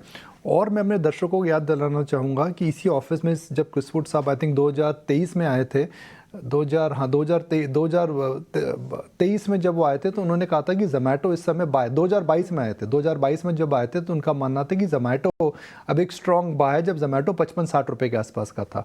तो ये बड़े ट्रेंड्स बड़ी जल्दी पकड़ते हैं और लॉन्ग टर्म बात करते हैं। तो GMR में एयरपोर्ट में इनका मानना है कि भाई Indians will use more aviation as a mode of transport. GMR airport एक मोनोपोली बिजनेस है, आप दिल्ली एयरपोर्ट जाएंगे तो एक प्रकार का एक टोल गेट है जहाँ पर आपको उनको फीस देनी पड़ती है। आप वहाँ पे खाएंगे पिएंगे शॉपिंग करेंगे, उससे उनकी दुकानें चलती हैं। और जब ट्रैफिक बढ़ेगा, क्योंकि दिल्ली का जो एयरपोर्ट है बड़ा हो चुका है, एयर इंडिया उसको अपना बेस बना रखा है, वहाँ पे 1 नहीं 2 नहीं, वहाँ पर 3 या 4 शायद लैंडिंग स्ट्रिप्स हैं। तो जो बेस बड़ा बन रहा है, एयरपोर्ट के अंदर एक्टिविटी ज़्यादा होने वाली है और इंफ्रास्ट्रक्चर डेवलपमेंट हो रहा है, तो GMR जैसा जो बिज़नेस है वह आने वाले समय में चलता ही रहेगा। ठीक है, तो GMR एयरपोर्ट एक साल में 112% की तेजी आई, इस ट्रेंड को पकड़ा जेफरीज की रिपोर्ट ने, तो इस पर आप नजर रखिए। Nikunj sir, thank you so much आपका समय देने के लिए और बाजार पर स्टॉक स्पेसिफिक एनालिसिस हमारे लिए करने के लिए। Thank you so much. चलिए अब आगे बढ़ते हैं और स्टॉक स्पेसिफिक चर्चा और जो खबरों वाले शेयर्स हैं उन पर चर्चा को आगे बढ़ाते हैं। और एक और स्टॉक जो कि आज खबर में है वो है वोडा आइडिया। वोडाफोन आइडिया कल 2% नीचे था, लेकिन आज कुछ रिपोर्ट्स भी आ रही हैं और खबरें भी हैं स्टॉक में। खबर ये है कि कंपनी प्रेफरेंशियल शेयर्स जारी कर कुछ रकम जुटाने को मंजूरी मिल चुकी है, 2458 करोड़ ये खबर आई है। लेकिन इस पर जो रिपोर्ट्स आ रही हैं वो थोड़ी अंडरवेट की राय है और लक्ष्य भी अब 7 रुपए का दिया है। ये रिपोर्ट हम आपके सामने रखते हैं। कुछ देर पहले जिन्हें बता रहे थे वोडा आइडिया पर JP मॉर्गन की रिपोर्ट आई है जिसमें कि वो अंडरवेट की रेटिंग बरकरार रखे हुए हैं और लक्ष्य अभी भी 7 रुपए का वो यहाँ पर बरकरार रखे हुए हैं। अविनाश जी, वोडाफोन आइडिया कैसा लग रहा है आपको? काफी सारे मिक्स्ड व्यूज यहाँ पर रिपोर्ट्स की तरफ से निकल कर आ रहे हैं। हालांकि इंडस्ट्री स्पेसिफिक बात करें और जो खबरें आ रही हैं कंपनी को लेकर वो तो अच्छी हैं, लेकिन रिपोर्ट्स का जो व्यू है वो काफ़ी मिला जुला देखने को मिल रहा है। आपका एनालिसिस क्या कह रहा है वोडाफोन आइडिया को लेकर? किस तरह की चाल आगे दिख सकती है? पूजा, मुझे लग रहा है कि देखो ये जो प्रेफरेंशियल कंपनी ने अनाउंस किया है 2468 या 2470 करोड़ का, ये इतना भी बड़ा नहीं है क्योंकि देखिए ऑब्जेक्टिव अगर हम पढ़े कि ये पैसा कहाँ पे यूज होगा तो उन्होंने कहा है कि कर्जा कम करने के लिए। अभी Vodafone is sitting on a debt of almost 50,000 crore और ये अमाउंट जो वो रेस करेंगे बहुत ही मामूली है। तो मेरे ख्याल से देखिए मार्केट का भी व्यू बन रहा है कि इतने छोटे अमाउंट से कोई ज्यादा फर्क पड़ेगा नहीं। दूसरी बात, कंपनी अभी भी ऑपरेटिंग कैश फ्लोज नेगेटिव दिखा रही है। प्रॉफिटेबिलिटी अगर नेट लेवल की बात करें तो एवरेज 5-6 हजार का घाटा हर क्वार्टर में हो रहा है। तो मुझे लग रहा है कि देखिए मार्केट को थोड़ा सा कंसर्न इसलिए भी है कि इक्विटी डाइल्यूशन बहुत ज्यादा होगा और कहीं ना कहीं कंपनी अभी भी प्रॉफिटेबल नहीं है। तो मुझे तो लगता है कि इन द नियर टर्म ऐसा कोई बड़ा ट्रिगर नहीं है। ये प्रेफरेंशियल से मुझे नहीं लगता है कि कोई बड़ी रीरेटिंग शॉर्ट टर्म में आएगी। मार्केट इंतजार कर रहा है कि ये कंपनी प्रॉफिटेबल कब होगी। एटलीस्ट क्वार्टर ऑन क्वार्टर थोड़ा सा प्रॉफिट अगर ये दिखाए तो मेरे ख्याल से मार्केट्स को कंफर्ट और कन्विक्शन ज्यादा आएगा। तो अभी भी मुझे नहीं लग रहा है कि कोई बड़े फंड्स या कोई बड़े इंस्टीट्यूशंस इसमें खरीदारी करेंगे। जो FPO हुआ था उसके बाद एक छलांग जरूर लगी, बट उसके बाद उसको सस्टेन करने के लिए कंपनी को प्रॉफिटेबिलिटी दिखानी पड़ेगी। तो हमारी तरफ से मेरे ख्याल से फ्रेश बाइंग तो अवॉइड करना चाहिए, बट जिनके पास है वो होल्ड करे। होपफुली उनको लगता है कि 2-3 क्वार्टर के बाद अगर प्रॉफिट आता है तो ये स्टॉक में अपसाइड डेफिनेटली पॉसिबल लगा।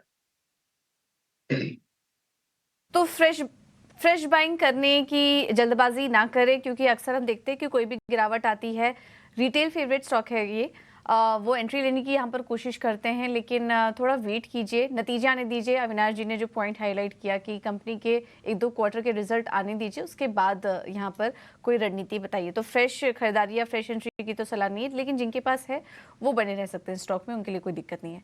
कुछ रियल एस्टेट स्टॉक्स पर भी चर्चा करते हैं और आज पूर्वांकरा भी फोकस में रहेगा।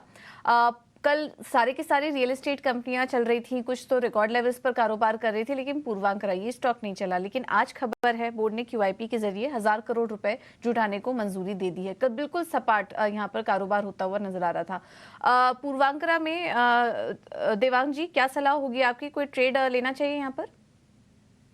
पूर्वांकर की बात करें डेली चार्ट पे हम देख रहे हैं कंसोलिडेशन कर रहा है स्टॉक। अभी भी आई थिंक इसमें वेट करना चाहिए। अगर रियल एस्टेट की बात करें तो DLF पे चार्ट स्ट्रक्चर पॉजिटिव है और DLF में देखना चाहिए ट्रेडिंग के लिए अराउंड 890 तक के टारगेट देखने मिल सकते हैं। 862 का स्टॉप लॉस यहाँ पे रखने की सलाह रहेगी। ठीक है। कुछ और स्टॉक्स पे एक बार पता कर लेते हैं जहाँ पे मार्केट के अंदर बढ़िया मूव है। हैप्पीएस्ट माइंड एक बार चेक करेंगे अंशुल जैन आप? हैप्पीएस्ट माइंड चल सकता है क्या शेयर? हैप्पीएस्ट माइंड में देखिए डिम्पी जी रिवर्सल आ रहा है। मंथली चार्ट पे डबल बॉटम की फॉर्मेशन थी और 2 महीने से इनसाइड बार था, फिर लो बना के चला है। तो यहाँ से नेकलाइन बहुत आराम से टेस्ट कर लेगा जो 1017 पे है उसके बाद अगर ब्रेकआउट आता है तो फिर ये बड़े डायरेक्शन में जाएगा। फिलहाल के लिए अगर बाई कर रहे हैं, जो कि करना भी चाहिए क्योंकि स्ट्रेंथ दिख रही है, 1017 का टारगेट रहेगा। स्टॉप लॉस यहाँ करंट मार्केट प्राइस से बाई करते हैं तो स्टॉप लॉस 850 के नीचे क्लोजिंग बेसिस पे आएगा और 1017 का टारगेट रहेगा। स्टैंप लगाते हैं ये प्रोड्यूसर साहब, जो भी गेस्ट बोल रहे हैं कि बाय करना है कि नहीं करना, बाइंग ऑन डिप्स करना है, सेल करना है, अवॉइड करना है, जो भी आपको यहाँ पे मिल रही है उसकी स्टैंपिंग ज़रूर कीजिएगा। आगे बढ़े, गुजरात गैस भी एक बार अंशुल जैन आप ही चेक करो। गुजरात गैस जिनके पास 3-4 दिन का प्रॉफिट है वो क्या करे, और जो नया बायर आना चाह रहा है मार्केट के अंदर वो क्या करे अभी? डिम्पी जी, गुजरात गैस हमारी एक्टिव वॉच लिस्ट में है। हैप्पीएस्ट माइंड में जो पैटर्न बन रहा है डबल बॉटम का, गुजरात गैस में डबल बॉटम का ब्रेकआउट लेके उसको रीटेस्ट करके वापस से फ्रेश अप मूव दे रहा है। तो यहाँ से अगर आपके पास प्रॉफिट बन रहा है तो उसमें ट्रेलिंग स्टॉप लॉस लगा लीजिए 617 का, और इमीडिएट मोमेंटम में ये स्टॉक 674 675 तक जाता हुआ दिख रहा है। वहां पे एक बार प्रॉफिट बुक कर सकते हैं क्योंकि वहां से डिप आएगा, उसके बाद next leg of up move बनेगा। तो 674 675 के बाद प्रॉफिट बुक करना चाहिए। ठीक है। ये ओरेकल फाइनेंस आपने बताया था संतोष सर, पहले तो आपको बहुत बधाई। अब जरा ये तो बता दो सर, पूरा प्रॉफिट हो गया या फिर और चलेगा ओरेकल फाइनेंस? आपको पता है ना पिछली बार भी जब ये चला था तो बहुत तेजी से चला था जब इसके नंबर आए थे क्वार्टरली। यस, जिन पे इस स्टॉक का नेचर है कि जब चलता है तो बहुत बड़ी मूव देता है। हमने लास्ट टाइम भी बहुत बड़ी मूव देखी थी और मुझे लग रहा है कि अभी ये 10,000 का एक साइकोलॉजिकल हर्डल हो सकता है। 10,000 के आसपास चाहे तो एक मुनाफा वसूली कर सकते हैं क्योंकि वहाँ पे कॉल राइटर्स भी बैठे हुए हैं।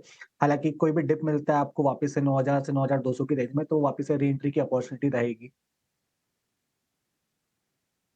सिस्टम के अकॉर्डिंग चल ही रहा है, आपको पता है उससे जुड़ी हुई कंपनीज काफ़ी बढ़िया हैं, जैसे एस्कॉर्ट्स कबोटा, कुछ फर्टिलाइजर वाले शेयर्स, कुछ केमिकल्स वाले शेयर्स भी काफ़ी अच्छे से चल रहे हैं। ये थीम थोड़ी बड़ी होती है और लंबी चलती है। एस्कॉर्ट्स पे एक बार ज़रा टेक लेते हैं अविनाश सर का। अविनाश सर, इसको मानसून से जोड़ें, कंपनी की अपनी परफॉर्मेंस से जोड़ें, कैसे देखें इसको एस्कॉर्ट्स कबोटा? और मानसून से जुड़ा कोई और शेयर अगर आपके पास हो तो आप बता दीजिए। 2 महीने का टाइम है, 2 महीने के लिए हम रख लेंगे। मुझे लग रहा है कि देखिए डिम्पी, अगर हम एस्कॉर्ट्स कुबोटा की बात करें तो पिछले 3-4 महीनों से जो वॉल्यूम ग्रोथ आ रहा है एस्कॉर्ट्स का वो थोड़ा सा डिसअपॉइंटिंग है। तो ट्रैक्टर मार्केट में थोड़ी सी स्लो डाउन जरूर देखने को मिली है, लेकिन जब मानसून आता है तभी ऑब्वियसली ये सेक्टर जो है उसमें वापस एक तेजी का माहौल आता है। मुझे लग रहा है कि एस्कॉर्ट्स के अलावा आप अगर महिंद्रा एंड महिंद्रा को देखें तो कहीं ना कहीं मुझे लग रहा है कि आपको एक अच्छा रिस्क रिवॉर्ड मिल सकता है क्योंकि ट्रैक्टर मार्केट में Mahindra and Mahindra market leader है। हमने देखा है कि तेजी से ट्रैक्टर का मार्केट शेयर ये बढ़ा रहे हैं, प्लस इनका जो हेडरूम है ग्रोथ के लिए वो काफी सिग्निफिकेंट है। तो यहाँ पे करीबन 3100 3200 का भी एक फेयर वैल्यू बन सकता है क्योंकि देखिए महिंद्रा एंड महिंद्रा एक कंसोलिडेटेड एंटिटी है। अपार्ट फ्रॉम एग्री बिजनेस उनका ऑटो बिजनेस है, प्लस सारे सब्सिडीज है। तो यहाँ पे मुझे लगता है कि कंपेयर टू एस्कॉर्ट्स कुबोटा आपको एक अच्छा रिस्क रिवॉर्ड मिल सकता है और मानसून का फैक्टर प्ले आउट होगा तो पहले आपको एमएनएम में ज्यादा तेजी देखने को मिलेगी। ऑफ कोर्स मंथली डेटा आने के लिए अभी टाइम है, बट लग तो रहा है कि अगस्त सितंबर के जब नंबर आएंगे तभी मार्केट इंतजार करेगा कि मानसून कैसे प्ले आउट हो रहा है। तो एस्कॉर्ट्स कुबोटा जिनके पास है वो होल्ड करे। फ्रेश बाइंग मैं वेट करूंगा कि उनके वॉल्यूम नंबर्स कैसे हैं, क्योंकि अगर नेगेटिव ग्रोथ आता है तो मार्केट को ये बात अच्छी नहीं लगेगी और स्टॉक थोड़ा साइडवे रहेगा। अविनाश सर, फिर एक छोटा सा पॉइंट और भी है, जरा आईएक्स पे भी अपनी राय दे दीजिए फंडामेंटल। देखिए टेक्निकली तो ये शेयर ब्रेकआउट का शेयर है, 155 के बाद 175 आना चाहिए था, आ गया, 175 भी आ गया। अब कल इसकी क्लोजिंग 178 के आसपास हुई है। इसके साथ एक प्रॉब्लम है ना, आपको पता है कि सरकार वो सारे के सारे प्लेटफॉर्म्स को एक साथ रखना चाहती है, इनकी मोनोपोली ख़त्म कर जाती। ये डर था मार्केट के अंदर, 50% तक टूट गया था ये शेयर, उसके बाद अब धीरे धीरे रिकवर कर रहा है। ये डर खत्म हो गया या फिर ये सरकार अलायंसेस की है इसलिए ऐसे बड़े कदम नहीं उठाए जाएंगे? ये हो क्या रहा है आईएक्स के अंदर, ये डर ही खत्म हो गया क्या? नहीं नहीं, देखिए डिम्पी, मुझे लग रहा है कि अभी भी जो रेगुलेटर का जो रिक्वायरमेंट है कि जो टैरिफ है उसको कंट्रोल में रखा जाए, उसको फ्री मार्केट ना किया जाए। तो जो हम कपलिंग बोलते हैं वो कपलिंग की पॉलिसी शायद अभी नई गवर्नमेंट आने के बाद यहाँ पे अनाउंसमेंट जरूर आ सकती है, लेकिन एक जो चेंज हो चुका है वो हमने देखा है कि पावर जनरेशन और पावर कंजम्पशन दोनों ही बड़ी मात्रा में बढ़ रहे हैं और इसका असर डेफिनेटली आईएक्स के मंथली वॉल्यूम्स पे भी देखने को मिला है। देखिए अगर एक दो प्लेयर आते भी है तो भी मैं ये बात बता दूं कि आईएक्स करीबन 90-95% मार्केट शेयर एंजॉय करती है। तो आने वाले दिनों में अगर 2 प्लेयर और भी आते हैं, तो मार्केट तो डेफिनिटली काफ़ी बड़ा है। और जिस प्रकार से अभी इनके फंडामेंटल्स है, करीबन 90% के एबिटा मार्जिन पे काम करते हैं, कंपनी बिल्कुल कर्जा मुक्त है, डिविडेंड्स भी बहुत अच्छी देती है। तो मुझे लगता है कि 170, 175 में अगर किसी को लेना भी है, तो अगले साल डेढ़ साल की अगर हम बात करें, तो अच्छी खासी कमाई आपको इस लेवल से भी मिल सकती है। थोड़ा-सा पेशेंस चाहिए। देखिए, पहली बात तो ये रेगुलेटर की न्यूज़ आई थी, तभी शेयर को काफ़ी झटका लगा था, और दूसरा इन्होंने एक 2:1 बोनस किया था, जिससे क्या होगा कि इक्विटी भी बहुत जल्दी बढ़ गई। अभी स्टॉक स्टेबल हो चुका है, तो अराउंड 170-75 में रिस्क रिवॉर्ड अच्छा बन सकता है, प्रोवाइडेड आपके पास 12 टू 15 मंथ्स का टाइम फ्रेम है। तो बहुत ही अच्छा विकल्प है, जो मुझे लगता है कि आगे चल के काफ़ी अच्छा रिस्क रिवॉर्ड दे सकता है।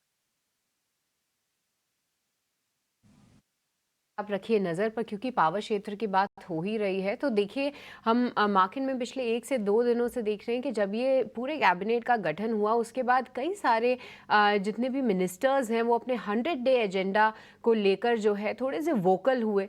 हम कुछ मिनिस्टर्स के ट्वीट भी देख रहे हैं, और जब इलेक्शन के पहले हम जब खबरों की बात कर रहे थे तो हमारे चैनल के भी कई सारे सोर्सेज ये बता रहे थे कि अलग अलग सेक्टर्स में कहाँ पे 100 डे एजेंडा की सरकार की तैयारी है। उसमें मुझे जहाँ तक याद है पावर स्पेस भी था, जिसमें कि कई सारे रिफॉर्म्स लाने की बातें हो रही थी। हालांकि उससे जुड़ी अनाउंसमेंट्स या फिर अपडेट्स आना बाकी ज़रूर है, पर स्टॉक स्पेसिफिक अंशुल में देख पा रही हूँ कि चाहे वो टोरेंट पावर ले लीजिए, टाटा पावर ले लीजिए, ये सभी जो है अपने ऑल टाइम हाई लेवल के आसपास हैं।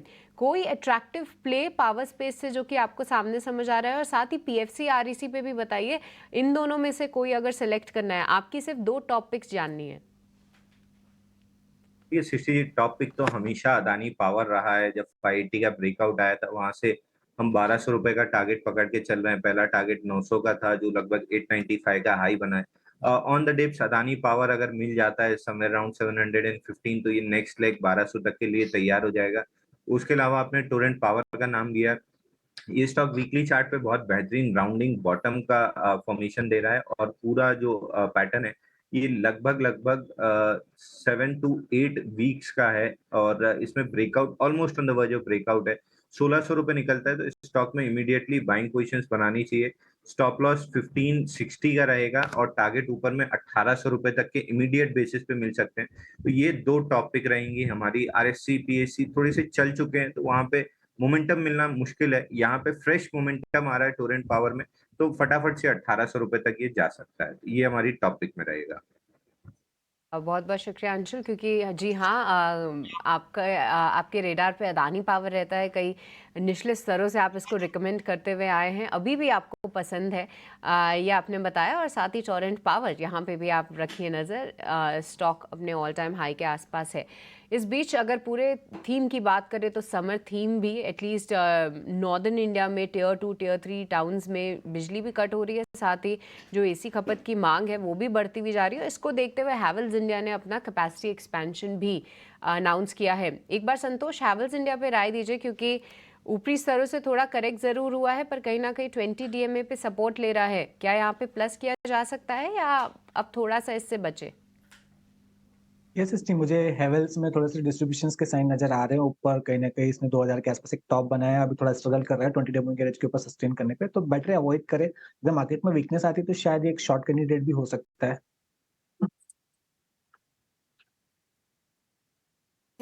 सलाह हैवेल्स पर आपके लिए। नाल्को कल क्लोजिंग जो देके गया वो दिन के ऊपरी स्तर पर था कल, और आज खबर भी आ गई है कि कंपनी ने उड़ीसा के में माइंस को लीज पर ले लिया है। 32 साल के लिए लीज पर लिया एक माइंस को, वहां पर जल्द शुरू होने की उम्मीद है। ये खबर आ रही है नाल्को पर। ओपनिंग टिक्स देखिए 2% ऊपर, आज भी ऊपर है। कल की जो तेजी थी वो आज भी कंटिन्यू होते हुए नजर आ रही है। कोई ट्रेड लेना चाहिए नाल्को में, देवांग जी? एल्को की बात करें तो स्टॉक में ओवरऑल जो स्ट्रक्चर है आफ्टर द करेक्शन स्टॉक में एक बाउंस देखने मिला है, बट पास्ट फ्यूचर से कुछ कंसोलिडेशन जोन में। तो जब तक स्टॉक 194 के ऊपर नहीं जाता तब तक अवॉइड की सलाह रहेगी। 194 के अबव इसको स्टॉक्स को एंट्री के लिए देखना चाहिए। ठीक है, ऊपर वैसे खुल रहा है, लेकिन ओपनिंग होने देते हैं आज की, उसके बाद कोई ट्रेड लेंगे। ये है सलाह नाल्को पर। एक बार अंबुजा सीमेंट दिखाइए। यहाँ पर जो डील अनाउंस किया है, पेना सीमेंट को लेने की योजना है, अच्छी शुरुआत यहाँ पर होते हुए नजर आ रही है अंबुजा सीमेंट की। और इस बीच सीमेंट स्टॉक्स हम देख रहे हैं फोकस में भी है, अब क्योंकि ये गिने चुने ही प्लेयर्स हैं, तो हम देखेंगे कि इस स्पेस में मर्जर एक्विजिशन की खबर भी अब धीरे धीरे करके निकल कर आएगी, क्योंकि सरकार का भी फोकस अब पूरी तरह से इंफ्रा कंस्ट्रक्शन स्पेस में है। अंबुजा सीमेंट अगर मजबूत ओपनिंग हो, संतोष जी आपसे सवाल होगा, अगर अच्छी शुरुआत हो, क्योंकि ओपनिंग टेक्स में तो करीब 5 से 6% की तेजी दिखाई दे रही है, तो क्या लेना चाहिए या फिर छोड़ दें? ये स्ट्रक्चर तो अच्छा है, बट इतनी बड़ी गैप अप ओपनिंग के बाद चेस करना थोड़ा सा मुश्किल रहेगा। अगर कोई डिप मिलता है इंट्राडे में, कंसोलिडेशन मिल के वापस चलने लगता है तो फिर देखेंगे, अभी फिलहाल के लिए अवॉइड करना चाहिए।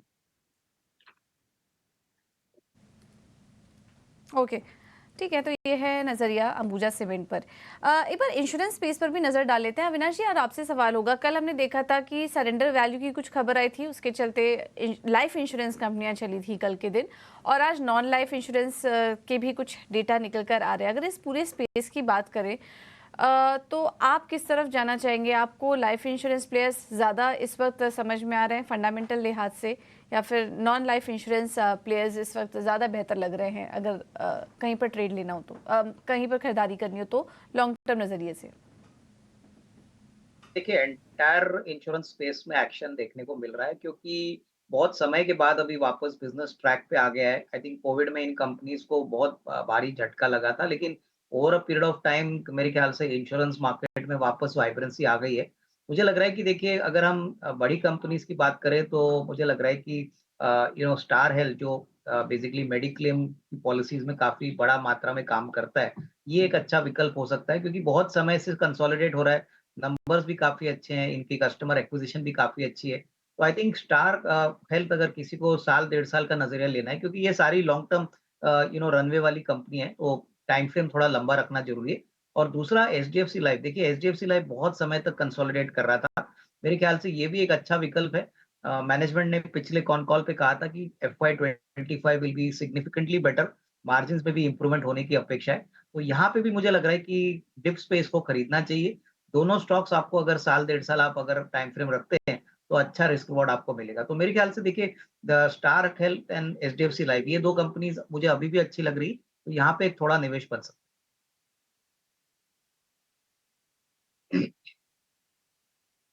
तो ये है नज़रिया स्टार हेल्थ पर आपके लिए, और इंश्योरेंस स्पेस में पूरा का पूरा सेक्टर ही अच्छा लग रहा है, तो आप यहाँ पर नज़र रख सकते हैं। चलिए, अब खबरों के लिहाज से एक्शन कहाँ पर है, इसका रुख कर लेते हैं, और हम आपके लिए लेकर आएंगे नौ के नवरत्न, जहाँ पर की शरद जुड़ेंगे हमारे साथ, और वो आपको बताएंगे कि खबरों के चलते फिलहाल प्री ओपन मार्केट में कहाँ पर एक्शन नजर आ रहा है। शरद, बताइए। जी बिल्कुल, सबसे पहले जो है अंबुजा सीमेंट पे हम फोकस करेंगे, और यहाँ पे बड़ी एक्विजिशन की अनाउंसमेंट आई है। पेन्ना सीमेंट को एंटरप्राइज वैल्यू 10,000 करोड़ के ऊपर रहेगा, और जो वैल्यूएशन चेक होती है सब एक्विजिशन की, तो उसको ईवी पर टन पे हम लोग मेजर करते हैं। तो यहाँ पे $80 पर टन जो है ये एक्विजिशन हुई है। इनके नए जो 17 million tonne per annum capacity के ऊपर ये आंकड़ा आया है। अब देखा जाए तो ये लार्जली चीप एक्विजिशन कहेंगे, और यहाँ पे जो एक्विजिशन होगी इंटरनल एक्रूअल से फंड होने वाली है। इंटरेस्टिंगली अंबुजा सीमेंट अब तीसरा सबसे बड़ा प्लेयर बन जाता है साउथ के रीजन में इस एक्विजिशन के बाद। तो इंटरेस्टिंग डेवलपमेंट यहाँ पे देखने मिल रही है। वोडाफोन आइडिया लगभग 2500 करोड़ रेस करने वाला प्रेफरेंस शेयर इशू के ज़रिए, और ये लार्जली जो है नोकिया के जो है वो इशू कर रहे हैं, जो उनके एग्जिस्टिंग डेट है उसको कन्वर्ट किया गया है, अगर सिंप्लीफाई करके मैं बोलूँ तो। हालांकि ब्रोकरेजेस ने जो है थोड़ी चिंता ज़रूर जताई है, क्योंकि फर्दर डाइल्यूशन भी एक्सपेक्टेड हो सकता है, और अभी तक भी जो पास ड्यूज़ है इंडस टावर्स का, उसको लेके डिले और भी देखने मिल सकता है। तो ऑफकोर्स मिले जुले रिएक्शन ब्रोकिंग कम्युनिटी से आपको वोडाफोन आइडिया के लिए देखने मिल रहा है। नॉन लाइफ इंश्योरेंस की बात करें तो मई के आंकड़ों में स्टार हेल्थ के आंकड़े बहुत अच्छे आए हैं, प्रीमियम 16% भागा है साल दर साल, और वही न्यू इंडिया एश्योरेंस प्रीमियम यहाँ पे एक डी ग्रोथ आई है। Dixon Tech, Kaynes, Amber Enterprises और जितने भी कॉन्ट्रैक्ट मैन्युफैक्चरिंग कंपनीज़ हैं, उनमें जो है मिनिस्ट्री ऑफ इलेक्ट्रॉनिक्स और आईटी जो है 100 दिन का एजेंडा बनाया है। तो इन स्टॉक्स में थोड़ी तेज़ी देखने मिल सकती है, क्योंकि ये अनाउंस कर सकते हैं 30,000 करोड़ रुपए का इलेक्ट्रॉनिक कंपोनेंट स्कीम, और उसके साथ साथ कैपिटल सब्सिडी भी। तो इसके कारण इन स्टॉक्स को अपने रडार में रखिएगा। नाल्को की भी बात कर लेते हैं। उड़ीसा में जो है माइन लीज करने वाले हैं 32 साल के लिए, उसका जो एनुअल प्रोडक्शन है वो लगभग 35 लाख टन का होने वाला है। इसकी जो लाइफ है लंबी है और याद रखिए ऑपरेशनल जो है जल्द ही होने वाली है, तो नैल्को के लिए पॉजिटिव न्यूज़ है। वही पूरावंकरा जो है 1000 करोड़ रेज करेंगे QIP के ज़रिए, ये बोर्ड की अप्रूवल आ गई है। और दिन का दूसरा एक्विजिशन का भी अनाउंसमेंट है, अब ये फार्मा स्पेस से है, सुवेन फार्मा। यहाँ पे लगभग 68% स्टेक सपाला में एक्वायर करेंगे 230 करोड़ के लिए। और ये कंपनी जो है एक हैदराबाद बेस्ड CDMO कंपनी है जो ओलिगो ड्रग्स और न्यूक्लिक एसिड बनाती है। डील की जो ट्रांजैक्शन है उसके कैलकुलेशन के हिसाब से price to sales ratio 3.4 times आ रहा है FY24 का, यानी कि जो पीयर एवरेज है और कंपनी के जो वैल्यूएशन है उसके हिसाब से ये ना ज़्यादा महंगा है ना ज़्यादा सस्ता है, लार्जली इन लाइन है इंडस्ट्री एस्टिमेट्स के साथ। अब तो हमने 7 स्टॉक्स के बारे में आपको बता दिया, लेकिन हमारा 8वां स्टॉक है हमारा बिग बोल्ड ब्रोकरेज का सेगमेंट का।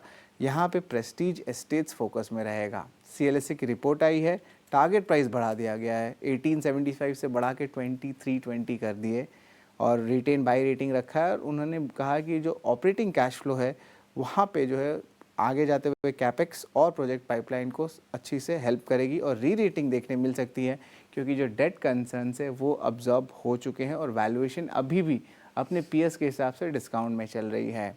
हमारा आखिरी स्टॉक, हमारा खबर का स्टॉक, वो है AGS ट्रांजैक्ट। ये company of course cash management solutions और सिक्योरिटी सोल्यूशंस में रहती है। तो आप देखते होंगे बहुत सारे वैन्स जो बैंक से ट्रांसफ़र करते हैं कैश मनी, तो वही वो कंपनी है एक मात्र। उसके जैसे 2-3 और भी हैं, CMS और रेडियंट जैसे। लेकिन जो इम्पोर्टेंट बात है वो है कि मार्की इन्वेस्टर्स जो है कंपनी की फंड रेस पे पार्टिसिपेट कर सकते हैं अगले हफ्ते। जून 17 को ये बोर्ड मीटिंग होने वाला है, जिसका प्लानिंग है कि 200 करोड़ वो कंपनी रेस करेंगे QIP या प्रेफरेंस इशू के ज़रिए। लेकिन यहाँ पे जो हमारी इंडस्ट्री सोर्सेज से पता चल रहा है कि मार्की इन्वेस्टर्स आ सकते हैं इस बार, तो इस स्टॉक को भी ज़रूर अपने रडार में रखिएगा।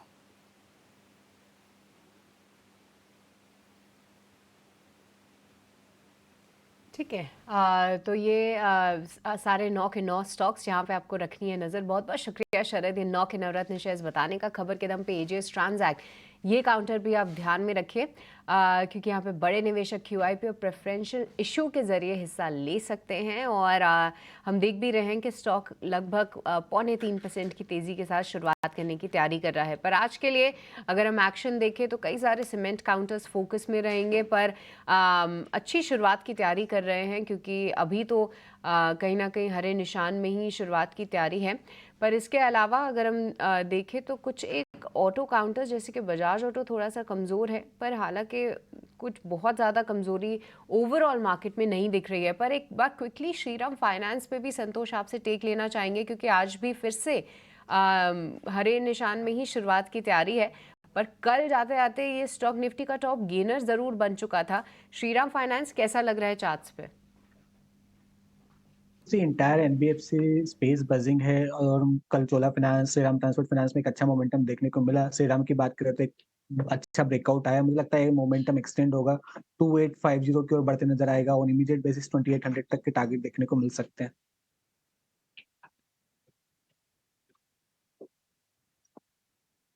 तो श्रीराम फाइनेंस यहाँ पे और ऊपर के टारगेट्स देखने को मिल सकते हैं। आपको याद होगा कि कल हमने चोलामंडलम फाइनेंस भी आपके लिए हाईलाइट किया था। 3-3.5% की उस समय तेज़ी थी, पर जाते जाते स्टॉक में 5% से ज़्यादा का उछाल था। कुछ बुरा ने उस पर राय दी थी। काफ़ी अच्छा एक्शन जो है हमने इस काउंटर में भी देखा। चोला इन्वेस्टमेंट आज जो है लगभग सपाट की शुरुआत कर रहा है। पर एक और काउंटर जिस पे आपसे राय लेनी है अंशुल, वो है पावर ग्रिड, क्योंकि कई सारे PSU काउंटर्स जो हैं वो काफ़ी अच्छे तरीके से ऊपर आ रहे हैं। पर जैसा कि आपने बोला कि PFC REC जैसे काउंटर्स चल चुके हैं, क्या पावर ग्रिड भी चल चुका है? यहाँ पे थोड़ा सा वेट करें फ्रेश एंट्री के लिए। ये पावर ग्रिड में एक दिक्कत ये आ रही कि ट्यूसडे जो फॉल आई थी उसका ऑलमोस्ट 75% ही रिट्रेस किया, जबकि बाकी जो लीडिंग स्टॉक्स थे वो मंडे ट्यूसडे के हाई निकाल के ऊपर चल रहे हैं।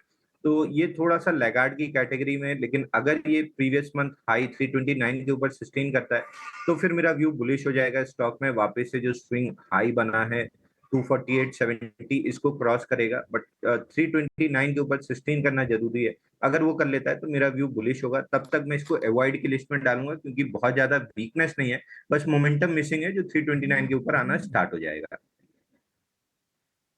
तो थोड़ा सा मोमेंटम जो है वो मिसिंग है पावर ग्रिड में, तो इसको फिलहाल अवॉइड करें। पर देखिए अब प्री मार्केट ओपन सेटल में हरे निशान में ही शुरुआत की तैयारी है, पर कितने सस्टेनेबल लग रहे हैं ये मूव्स समझ लेते हैं डिम्पी से। डिम्पी, लगभग 70 अंकों की तेज़ी निफ्टी 50 दिखा रहा है प्री ओपन में, और साथ ही निफ्टी बैंक भी हरे निशान में शुरुआत की तैयारी कर रहा है। कितना भरोसा करें इस गैप अप पे? पता नहीं कितना भरोसा करना चाहिए शिफ्टी, क्योंकि हफ्ते भर से तो ऐसा ही हो रहा है कि ये चल ही नहीं रहा, और दूसरा बार बार आके डेज लो पे भी कर रहा है। एक इम्पॉर्टेंट चीज़ मैं बस आज फिर से देख रहा हूँ कि मेरे को ना कहीं भी लीडरशिप की प्रॉब्लम नहीं दिख रही है, हफ्ते भर में भी नहीं दिखी। कहीं ऐसा नहीं दिखा कि रिलायंस की वजह से बाज़ार टूटा हो, कहीं ऐसा नहीं दिखा HDFC की वजह से बाज़ार टूटा हो। कल भी HDFC ऊपर था, लेकिन ICICI और एक्सिस का कॉम्बो था जो कि बाज़ार को चेक एंड बैलेंस करवा रहा था। तो ये एक अच्छा पॉइंट है मेरे पास कि जो बुल्स के लिए काफ़ी स्ट्रॉन्ग है, एक्चुअली मैं बोलूँगा कि उनको इस चीज़ का थोड़ा ध्यान रखना चाहिए कि उनके पास अच्छी लीडरशिप वाले शेयर्स है, वेटेज वाले, तो नीचे नहीं आने देंगे उसको जल्दी जल्दी। बट आज फिर से हम उसी एरिया में खुल रहे हैं जिसको हम रेजिस्टेंस एरिया कहते हैं। 450 से 500 के बीच का एरिया है। ये पहले या तो 500 पार करे। अच्छा, ये पता कैसे लगेगा? ये फर्स्ट हाफ में कोई ना कोई डिसाइसिव मूव ले ले, या तो फर्स्ट हाफ में 500 550 के ऊपर आके ट्रेड करवा दे, तो आप कंफर्मेशन हो जाएंगे। फिर आप देखना कि शॉर्ट्स वालों का प्रेशर दबेगा, ट्रिगर होगा, और हो सकता है कुछ कवरिंग करने के लिए और भी आ जाए। इंस्टीट्यूशनल बढ़े हुए हैं, आपको पता 46% लॉन्ग आ चुका है FIs भी। तो थोड़ा वेट एंड वॉच कीजिएगा। जब तक ये 500 सवा 500 को पार नहीं करता, तब तक आप कोई भी बड़ी पोजीशन ना ले। मार्केट के अंदर छोटी छोटी पोजीशंस के साथ काम करें अगर करना भी है तो।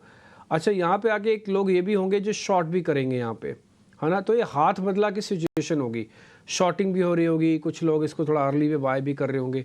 तो जिसका पलड़ा ज़्यादा भारी होगा वो उस तरफ ड्रैग करके लेके जा सकता है ड्यू टू फ्राइडे फैक्टर। बस इतना ही है। और ये हो सकता है ना भी हो, क्योंकि सामने 3 दिन की लंबी छुट्टी है, सोमवार को ईद की वजह से बाजार बंद रहेगा।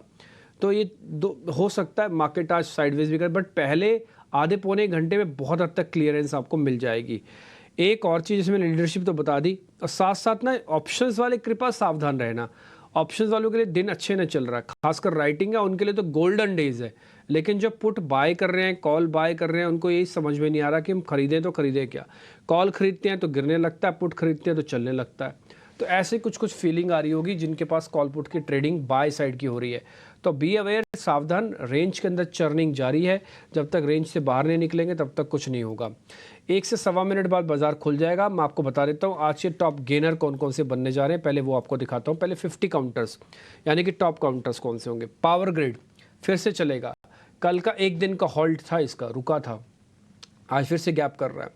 Hindalco, Shriram finance days high पे बंद था, आज 1% गैप कर रहा है। HDFC लाइफ और इन्फोसिस, इंटरेस्टिंगली देखिए इन्फोसिस भी आपको आधा % ऊपर खोल रहा है गैप के साथ, नहीं तो अमूमन इन्फोसिस के अंदर मिलता नहीं है।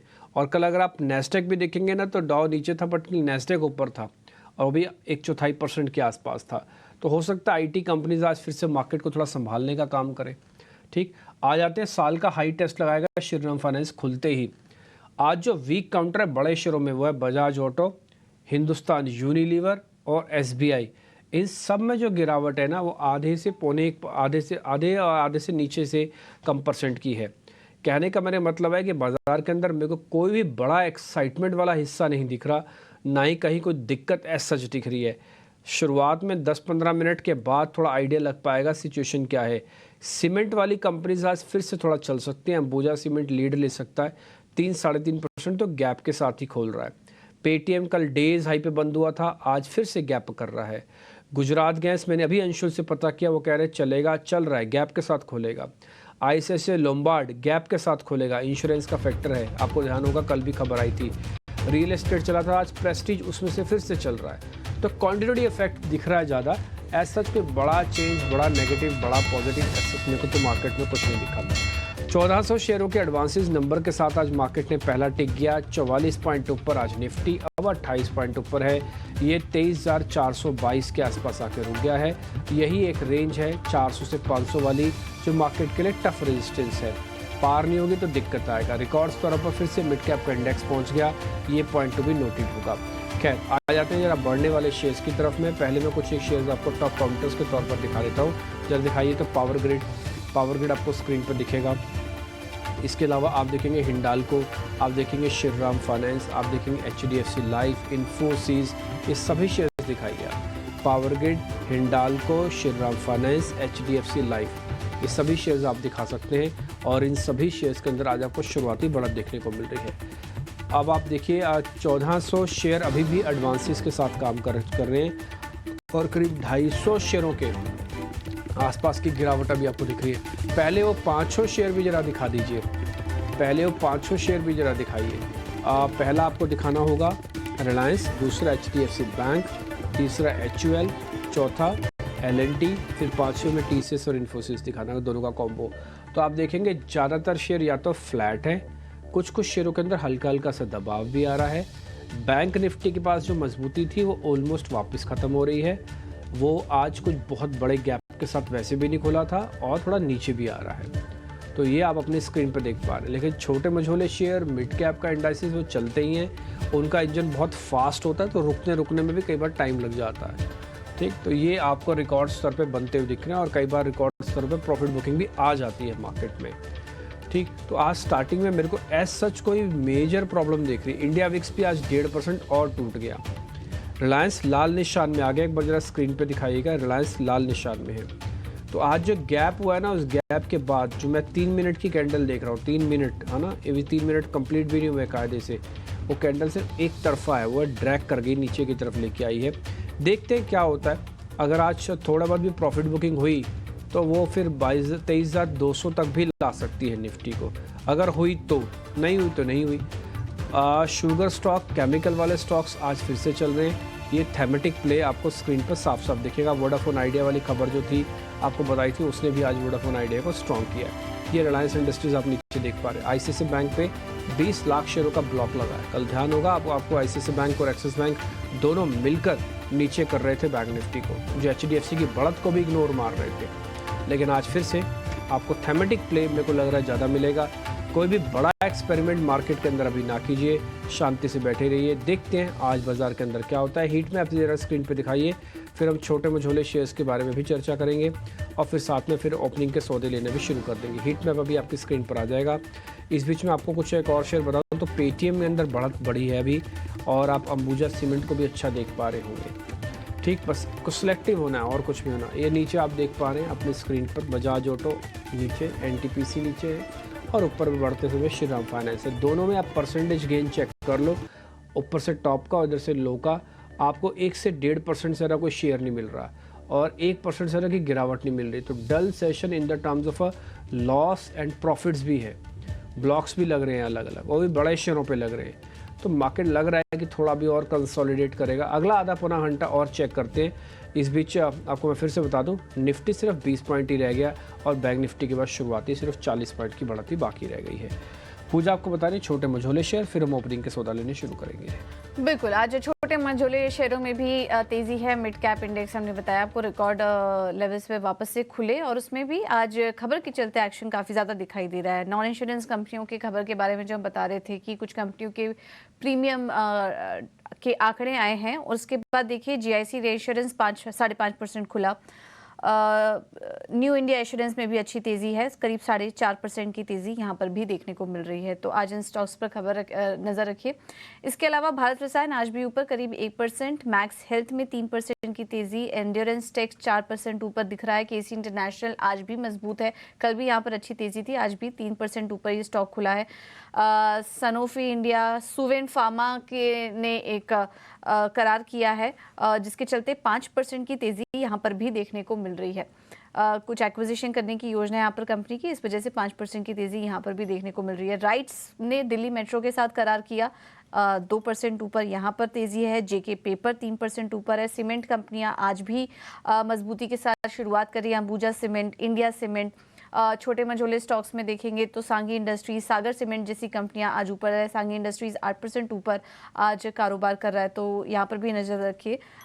एक्विजिशन की खबर आई थी अंबुजा सीमेंट, जिसके चलते अब 3% ऊपर ये स्टॉक आ चुका है। अमर एंटरप्राइजेज 2.5% ऊपर है। इसके अलावा प्रेस्टीज एस्टेट्स, यहाँ पर भी CLSA की रिपोर्ट आई, 2300 के ऊपर का लक्ष्य देख रहे हैं। कल हमने देखा ऑलरेडी रिकॉर्ड लेवल्स पर ये स्टॉक कारोबार कर रहा था और अब 2300 के लेवल्स यहाँ पर ब्रोकरेज रिपोर्ट्स की तरफ से आ रहे हैं, जिसके चलते 2% ऊपर ये स्टॉक भी आज ट्रेड कर रहा है। कावेरी सीड्स, एलेम्बिक फार्मा, नाल्को देखिए 2% ऊपर, ये हमने हाईलाइट भी किया था शुरुआत में कि कुछ लीज को लेकर खबरें यहाँ पर निकल कर आ रही हैं, जिसके चलते इस स्टॉक में भी तेजी है। कमजोर साइड में देखेंगे तो ज़्यादा बड़ा एक्शन नहीं है। रेडिंगटन 2.5% की कमजोरी दिखा रहा है। कैनरा बैंक और औरोबिंदो फार्मा जैसे स्टॉक्स हल्की कमजोरी के साथ कारोबार कर रहे हैं।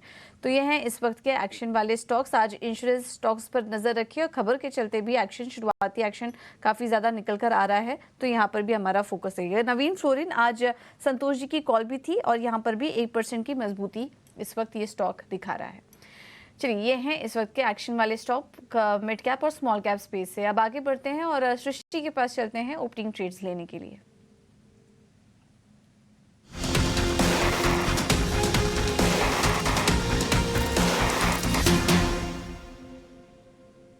चलिए, ओपनिंग ट्रेड्स में एक एक करके हमारे एक्सपर्ट से समझते हैं कि बाजार खुलते ही कहाँ पे है उनकी नज़र। और सबसे पहले संतोष, आपसे समझना चाहेंगे, बताइए कहाँ पे है आपकी स्टॉक कॉल्स।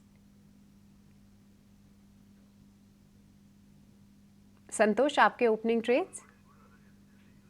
ओके, शायद कोई टेक्निकल इशू है वहाँ पे, पर अंशुल आपसे समझना चाहेंगे, बताइए कोई अपडेट है तो पहले वो भी दीजिए और साथ ही अभी के लिए कौन से ओपनिंग ट्रेड्स रहेंगे आपके। देखिए, टाइटन खुलते ही से फटाक से मूव दिया है और टारगेट टेस्ट कर चुका है, तो टाइटन में प्रॉफिट बुक करना चाहिए। ओपनिंग ट्रेड में मेटल्स काउंटर थोड़े से स्ट्रांग लग रहे हैं। नेशनल एल्यूमिनियम में बाई करके चलना चाहिए, 189.80 चल रहा है, करंट मार्केट प्राइस से बाई करना चाहिए। 185 का स्टॉप लॉस रहेगा और ऊपर में 199 के अराउंड रेजिस्टेंस है, उसी को टारगेट लेके बाई करके चल सकते हैं नेशनल एल्यूमिनियम। तो नाल्को यहाँ पे अंशुल का व्यू है, 1.5% से ज़्यादा की तेज़ी है और इस पे आप ध्यान ज़रूर रखिए। पर देवांग भी शायद हमारे साथ जुड़े हुए हैं, देवांग से समझते हैं कि उनके ओपनिंग ट्रेड्स कौन से हैं। देवांग, ठीक है, तो चलिए, अंशुल क्या ही अभी तक फ़िलहाल कॉल आया है जहाँ पे नाल्को पे आपको रखनी है नज़र। हम देख रहे हैं कि एक अच्छी तेज़ी यहाँ पे ज़रूर है। पर कपिल हमारे साथ जुड़े हुए हैं। कपिल, गुड मॉर्निंग, बताइए कि कहाँ पे आपके ओपनिंग ट्रेड्स। जी, गुड मॉर्निंग एवरीवन। मार्केट जो थोड़ा सा ऊपर के लेवल से फिसल रहा है, लेकिन स्टॉक स्पेसिफिक मोमेंटम हमें काफी अच्छी देखने मिल रही है। और जैसे कि आपने जिक्र भी किया कि इंश्योरेंस कंपनीज में और खास करके नॉन लाइफ इंश्योरेंस कंपनीज में काफी एक अच्छी मोमेंटम है, तो मैं वहां से एक ट्रैक्शन देख रहा हूँ। NIACL, New India Assurance company है, वो अपने on the edge of breakout के लेवल पे चल रहा है, 248 का लेवल चल रहा है। तो मुझे लग रहा है कि स्टॉक ने अच्छा मूव दिया था, 3 दिन का पॉज लेके आज फिर से ऊपर की और मूव कर रहा है। तो 248 के लेवल से बाय का व्यू बनता है। नीचे नीचे जो स्टॉप लॉस है, इमीडिएट सपोर्ट लेवल बने हैं 233 के, तो वहां पे इसके स्टॉप लॉस बनेंगे। और ऊपर में जो इसकी मैं अपसाइड पोटेंशियल इमीडिएट देखता हूँ वो 280 की पहले हो सकती है, और 280 के ऊपर ये स्टॉक का जो मोमेंटम होती है वो 300 तक हमें देखने मिल सकती है।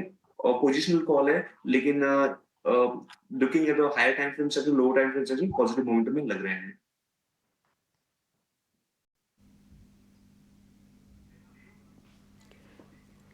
ठीक है, तो नाल्को पसंद आ रहा है अंशुल को, और साथ ही हमने कपिल से भी उनकी जो है राय ली कि कौन से स्टॉक्स इनको पसंद आ रहे हैं। पर इस बीच अगर हम देखें तो M&M यहाँ पे जो है काफ़ी अच्छी तेज़ी देखने को मिल रही है। ऑल टाइम हाई लेवल पे ऑलरेडी काउंटर है। कुछ समय पहले जो हमने देखा कि 10-15 मिनट पहले ही कंपनी की जो इन्वेस्टर मीट चल रही है वहाँ से कुछ जुड़े उनके अपडेट ज़रूर आए। और साथ ही अविनाश जी, अब आपसे समझना चाहेंगे कि ऑटो स्पेस में, क्योंकि हम देख रहे हैं कि M&M, टाटा मोटर्स, ये सभी रुकने का नाम नहीं ले रहे हैं और hyundai का IPO भी आने वाला है। ऐसे में कौन से स्टॉक पे आपकी नज़र है और पैसेंजर व्हीकल स्पेस में बेस्ट प्ले आपको कौन सा लगता है फिलहाल? देखिए चिस्टी, मुझे लग रहा है कि आपने महिंद्रा एंड महिंद्रा की बात की, तो मुझे लग रहा है कि this is the best position stock currently available. और मुझे लग रहा है कि नॉट ओनली इनका FY25 अच्छा रहेगा, लेकिन फर्स्ट हाफ में नॉर्मली जब मानसून का प्रोग्रेस हम देखते हैं तो यहाँ पे आपको काफी एनकरेजिंग साइन उनके ट्रैक्टर बिजनेस के लिए देखने को मिलेंगे। प्लस इलेक्ट्रिक व्हीकल बिजनेस को लेके ये काफी पॉजिटिव है। तो मुझे लग रहा है कि इवन करंट लेवल पे अगर कोई खरीदता है तो 3100 3150 का एक नियर टर्म का एटलीस्ट 6 to 12 मंथ्स का टारगेट प्राइस पॉसिबल है। और दूसरा स्टॉक टाटा मोटर्स रहेगा। देखिए ऑलरेडी कंपनी ने कहा है कि जेएलआर बिजनेस बहुत अच्छी तरह से चल रहा है।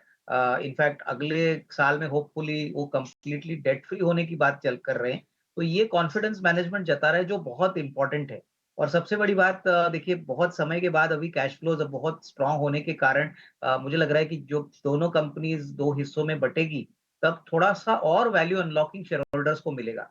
यहाँ पे ऑलरेडी ये कॉर्पोरेट अनाउंसमेंट हो चुका है कि पैसेंजर कार बिज़नेस और जो कमर्शियल व्हीकल बिज़नेस है वो अलग होने वाला है।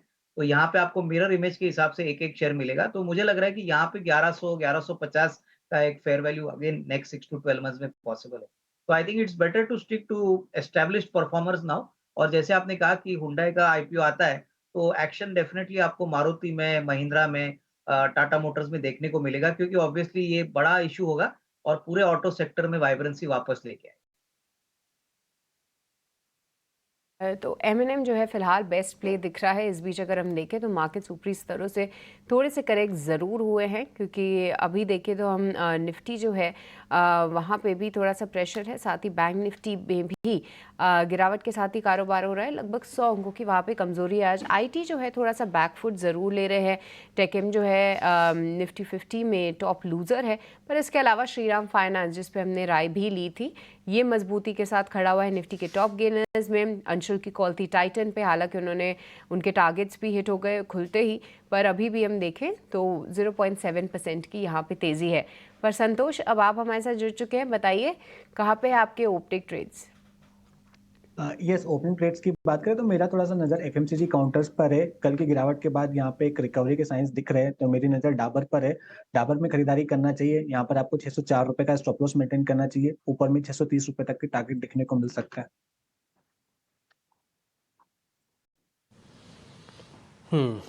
44 पॉइंट करीब करीब अभी नीचे चल रहा था निफ्टी, और जो शुरुआती आज गेन थे वो तो मार्केट ने एरोड कर ही दिए, क्योंकि आज फ्राइडे का सेशन है। एज़ कम्पेयर टू उतना गंभीर नहीं रखेगा, आपको थोड़ा करना ही था इसको ऊपर नीचे। और जैसे हम सुबह भी कह रहे थे कि हमको लग रहा है कि प्रोबेबिलिटी है कि एक छोटा सा डिप देगा ज़रूर। उस डिप की तरफ हम बढ़ तो रहे हैं, लेकिन अभी भी वो स्पीड नहीं अवेलेबल है। आपको बताऊं, आपके पहले 5 शेयर जो मैंने आपको दिखाए थे, इन्फोसिस, टीसीएस वगैरह, रिलायंस, वो सब के सब नीचे हैं। एक शेयर जो है एचडीएफसी बैंक, वो करीब 3-3.5% 3 रुपये ऊपर है।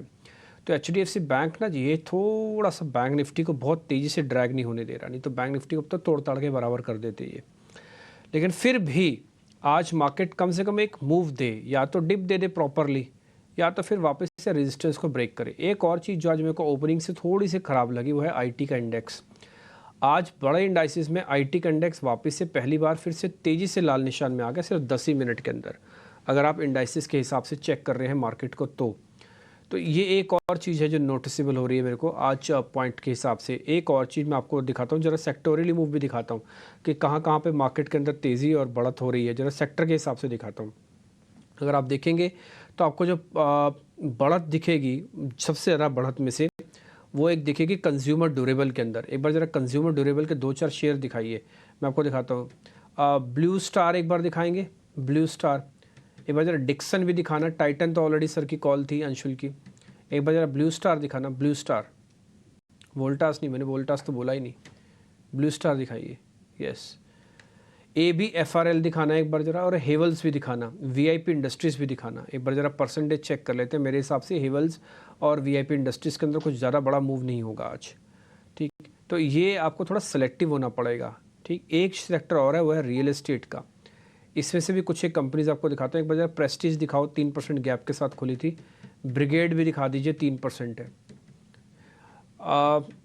कपिल से पता करता हूँ। कपिल, ज़रा प्रेस्टीज और ब्रिगेड चेक करना, दोनों के पास आज ओपनिंग अच्छी है, गैप के साथ की ओपनिंग और मेंटेन भी हो गई। प्रेस्टीज और ब्रिगेड दोनों सदर्न इंडिया की रियल एस्टेट कंपनी है।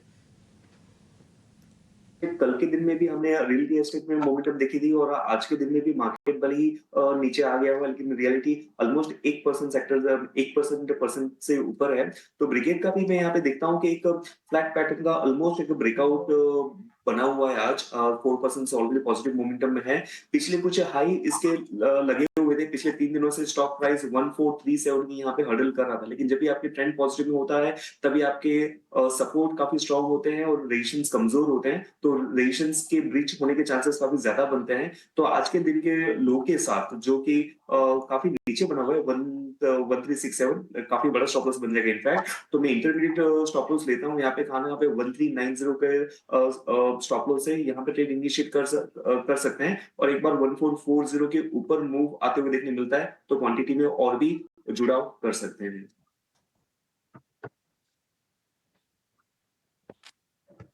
और कुछ यूटिलिटीज़ वाले काउंटर्स भी हैं जहाँ पर आपको थोड़ा ध्यान देना चाहिए। यूटिलिटीज़ में अगर आप देखेंगे, एक बार आईएनएक्स ग्रीन के नाम से कंपनी है, जरा वो दिखाएंगे। आईएनएक्स ग्रीन के नाम से कंपनी है, एक बार जरा उसको दिखाइए आप।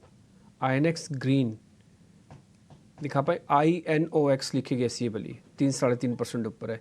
अंशुल एक बार इसको जरा चेक करना, कोई ट्रेड बनता है क्या? डिम्पी जी बस मैं टाइप ही कर रहा था आइनॉक्स स्क्रीन अपने क्लाइंट्स को बाय देने के लिए। ओपन लो की फॉर्मेशन है, डेली चार्ट पे डबल बॉटम का ब्रेकआउट है एट 143 और आज ओपन लो भी 142.55 का है। तो ओपन लो के ब्रेकआउट के साथ चल रहा है स्टॉक। इसमें 160 तक का इमीडिएट 1 से 2 सेशन में मूव आ सकता है। बिल्कुल बाई देने ही जा रहा हूं मैं 146 पे, 142 के क्लोजिंग बेसिस स्टॉप लॉस से 160 का टारगेट। ठीक है, आइनॉक्स ग्रीन यहाँ पे भी काफ़ी अच्छी तेज़ी है, 3.8% का उछाल जो है ये पर्टिकुलर स्टॉक दिखा रहा है आज। क्लियरली अगर इंडेक्स से नज़र हटाए तो ब्रॉडर मार्केट्स में कई सारे काउंटर्स हैं जो कि चमकते हुए नज़र आ रहे हैं। इस बीच एक लार्ज कैप स्पेस ग्रासिम पे भी राय लेना चाहूँगी। एक बार संतोष आप इसका चार्ट चेक दीजिए, क्योंकि पूरे सीमेंट स्पेस की हम बात कर ही रहे थे और देखते ही देखते निफ्टी का टॉप गेनर भी बन चुका है। ग्रासिम कैसा दिख रहा है आपको चार्ट्स पे? ये सिस्टर सीमेंट स्पेस मुझे लगता है बजिंग रहेगा, और ग्रासिम का चार्ट बहुत ही स्ट्रॉन्ग है, अपने ऑल टाइम हाई पर ट्रेड कर रहा है। क्लासिकल फ्लैग फॉर्मेशन का ब्रेकआउट आर्ली चार्ट्स में देखने को मिल रहा है और डेली चार्ट में भी एक अच्छा ब्रेकआउट है। मुझे लगता है तेजी एक्सटेंड होगी। 2500 के जो कॉल राइटर्स है थोड़ा सा बैकफुट पर नजर आएंगे। अगर वो बैकफुट पर आते हैं तो शायद 100 तेजी और बन सकती है, 2600 तक की एक रैली देखने को मिल सकती है। ऑन द डाउन साइड 2475 एक सपोर्ट का काम करेगा, तो खरीदारी कर सकते हैं। यहाँ पे ख़रीदारी आप कर सकते हैं। 2475 का ये जो है निचले स्तरों पे ख़रीदने की सलाह आ रही है। इस बीच डिक्सन टेक्स देखिए ऑल टाइम हाई पे काउंटर जाता हुआ 11,000 के भी ऊपर निकला है। यहाँ पे एक पॉजिटिव रिपोर्ट भी आई थी कि कंपनी जो है आने वाले समय में कई सारी M&A अपॉर्चुनिटीज़, केपेक्स, इन सभी का प्लान करेगी और ये स्टॉक भी रुकने का नाम नहीं ले रहा है। एक बार अंशुल आप इस पे राय दे पाएंगे? 11,000 निकलने के बाद ब्लू स्काई जोन में तो ऑलरेडी है ये काउंटर, पर क्या करे जिनके पास अगर निचले स्तरों से है? क्या चार्ट्स कुछ ओवरबॉट टेरिटरी के कुछ सिग्नल्स दे रहा है?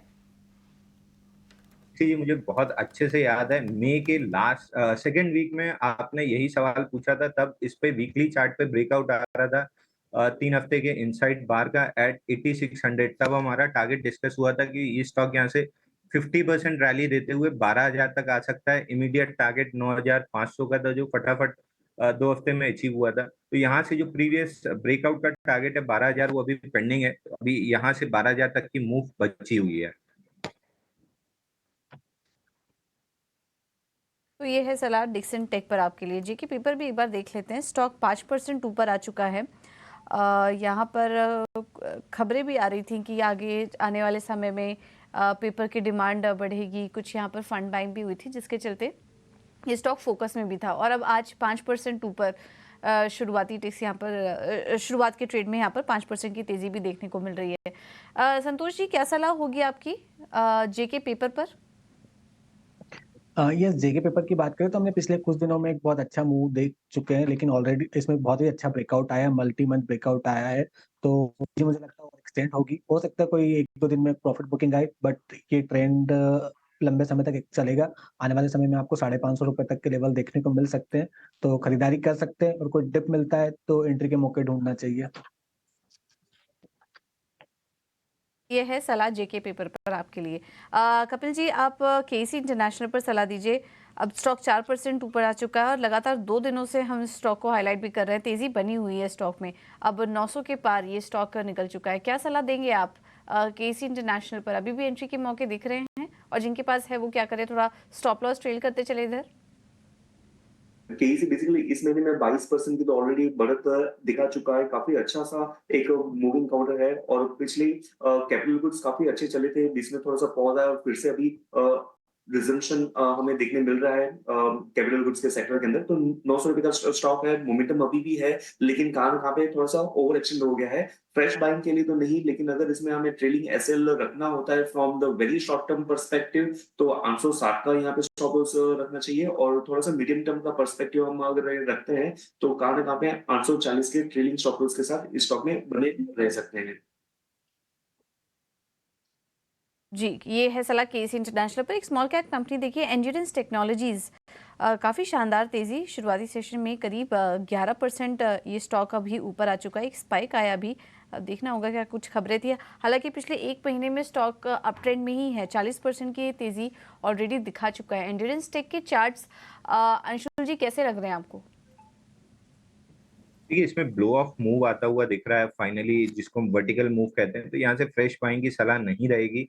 अगर है किसी के पास तो 2780 का स्टॉप लॉस अब ट्रेल कर लेना चाहिए, क्योंकि ब्लो ऑफ मूव में वर्टिकल स्टॉक ऊपर जाता है और वर्टिकली नीचे आ जाता है। इसके अलावा एक मिनट और लूंगा पूजा जी आपका। मॉर्निंग में 2 कॉल्स दिए थे। आईसीआईसीआई प्रू 605 का टारगेट वो अचीव हो गया। टाइटन में 3510 का टारगेट था, 3516 हो गया। तो दोनों में प्रॉफिट बुकिंग कर लेना चाहिए।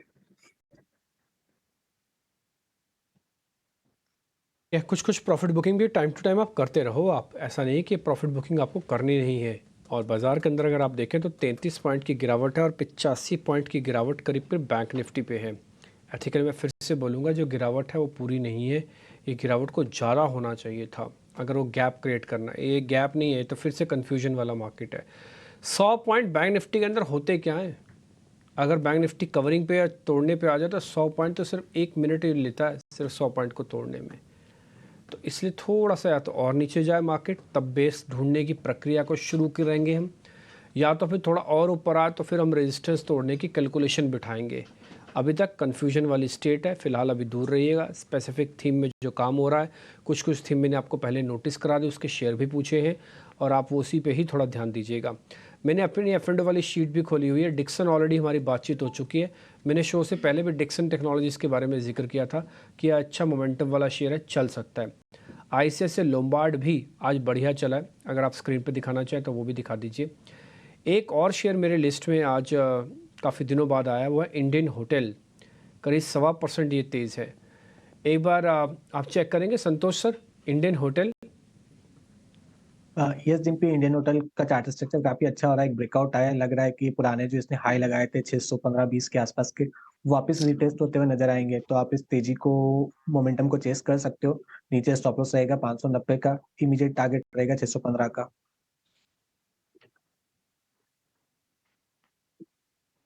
कुछ और शेयर्स भी हैं जो लॉन्ग साइड पे, जरा मैं वो भी पता कर लेता हूँ सर से कि कहाँ पर कुछ ट्रेड बनता है। हेवल्स एक बार जरा दिखाएंगे। हेवल्स अभी परसेंटेज गेन नहीं हुआ, बट इसका बिल्डअप थोड़ा ठीक बन रहा है। हेवल्स का भी क्या ये भी चल सकता है? क्योंकि मैंने आपको जो यूटिलिटी वाले शेयर्स बताए थे ना, उसमें से था हेवल्स, लिस्ट में दिखा। इसका फ्यूचर वाली प्लेट एक मिनट के लिए दिखाना, उसमें चेंज इन ओपन इंटरेस्ट लिख के आएगा। इसका फ्यूचर वाली प्लेट होगी हेवल्स की। कपिल जी एक बार आप चेक करना हेवल्स, ये फ्यूचर वाली 4% का ओवाई बिल्डअप हो गया, बट प्राइस एक्शन नहीं है। ऊपर से प्रीमियम भी है 5 रुपये का। ये थोड़ा डिले इफेक्ट दे रहा है क्या? थोड़ी देर में चलेगा? 1845 पे चल रहा है। बेसिकली ये पर्टिकुलर थीम काफी टाइम से एक पॉजिटिव बाउंड्री में रही थी, लेकिन पिछले 4-5 दिनों से एक सुस्ती सी देखने मिल रही थी।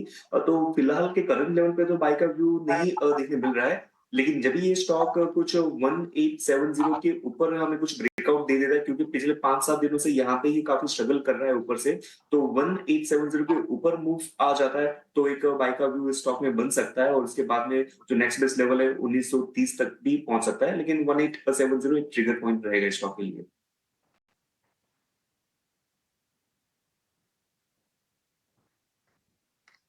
देख रहे होंगे 110 पॉइंट की गिरावट अब बैंक निफ्टी पे हो चुकी है। एचडीएफसी बैंक इकलौता है जो अभी भी हरे निशान में है उन 5 बड़े शेयर्स के अंदर जो मैं टिपिकली आपको नोटिस करवाता हूँ।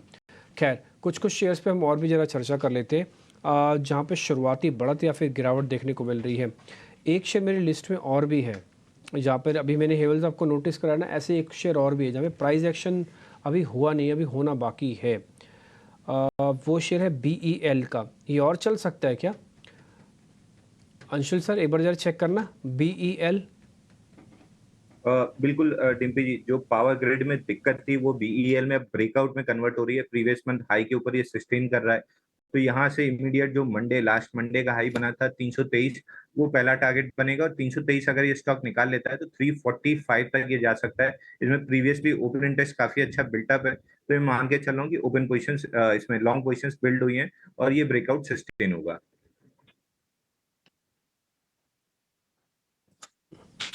HDFC बैंक ऑलमोस्ट इस समय फ्लैट होकर कामकाज करते हुए दिख रहा है। शुगर वाली थीम आज भी चल रही है। एक बार जरा शुगर वाले स्टॉक सभी दिखा पाएंगे आप स्क्रीन पर?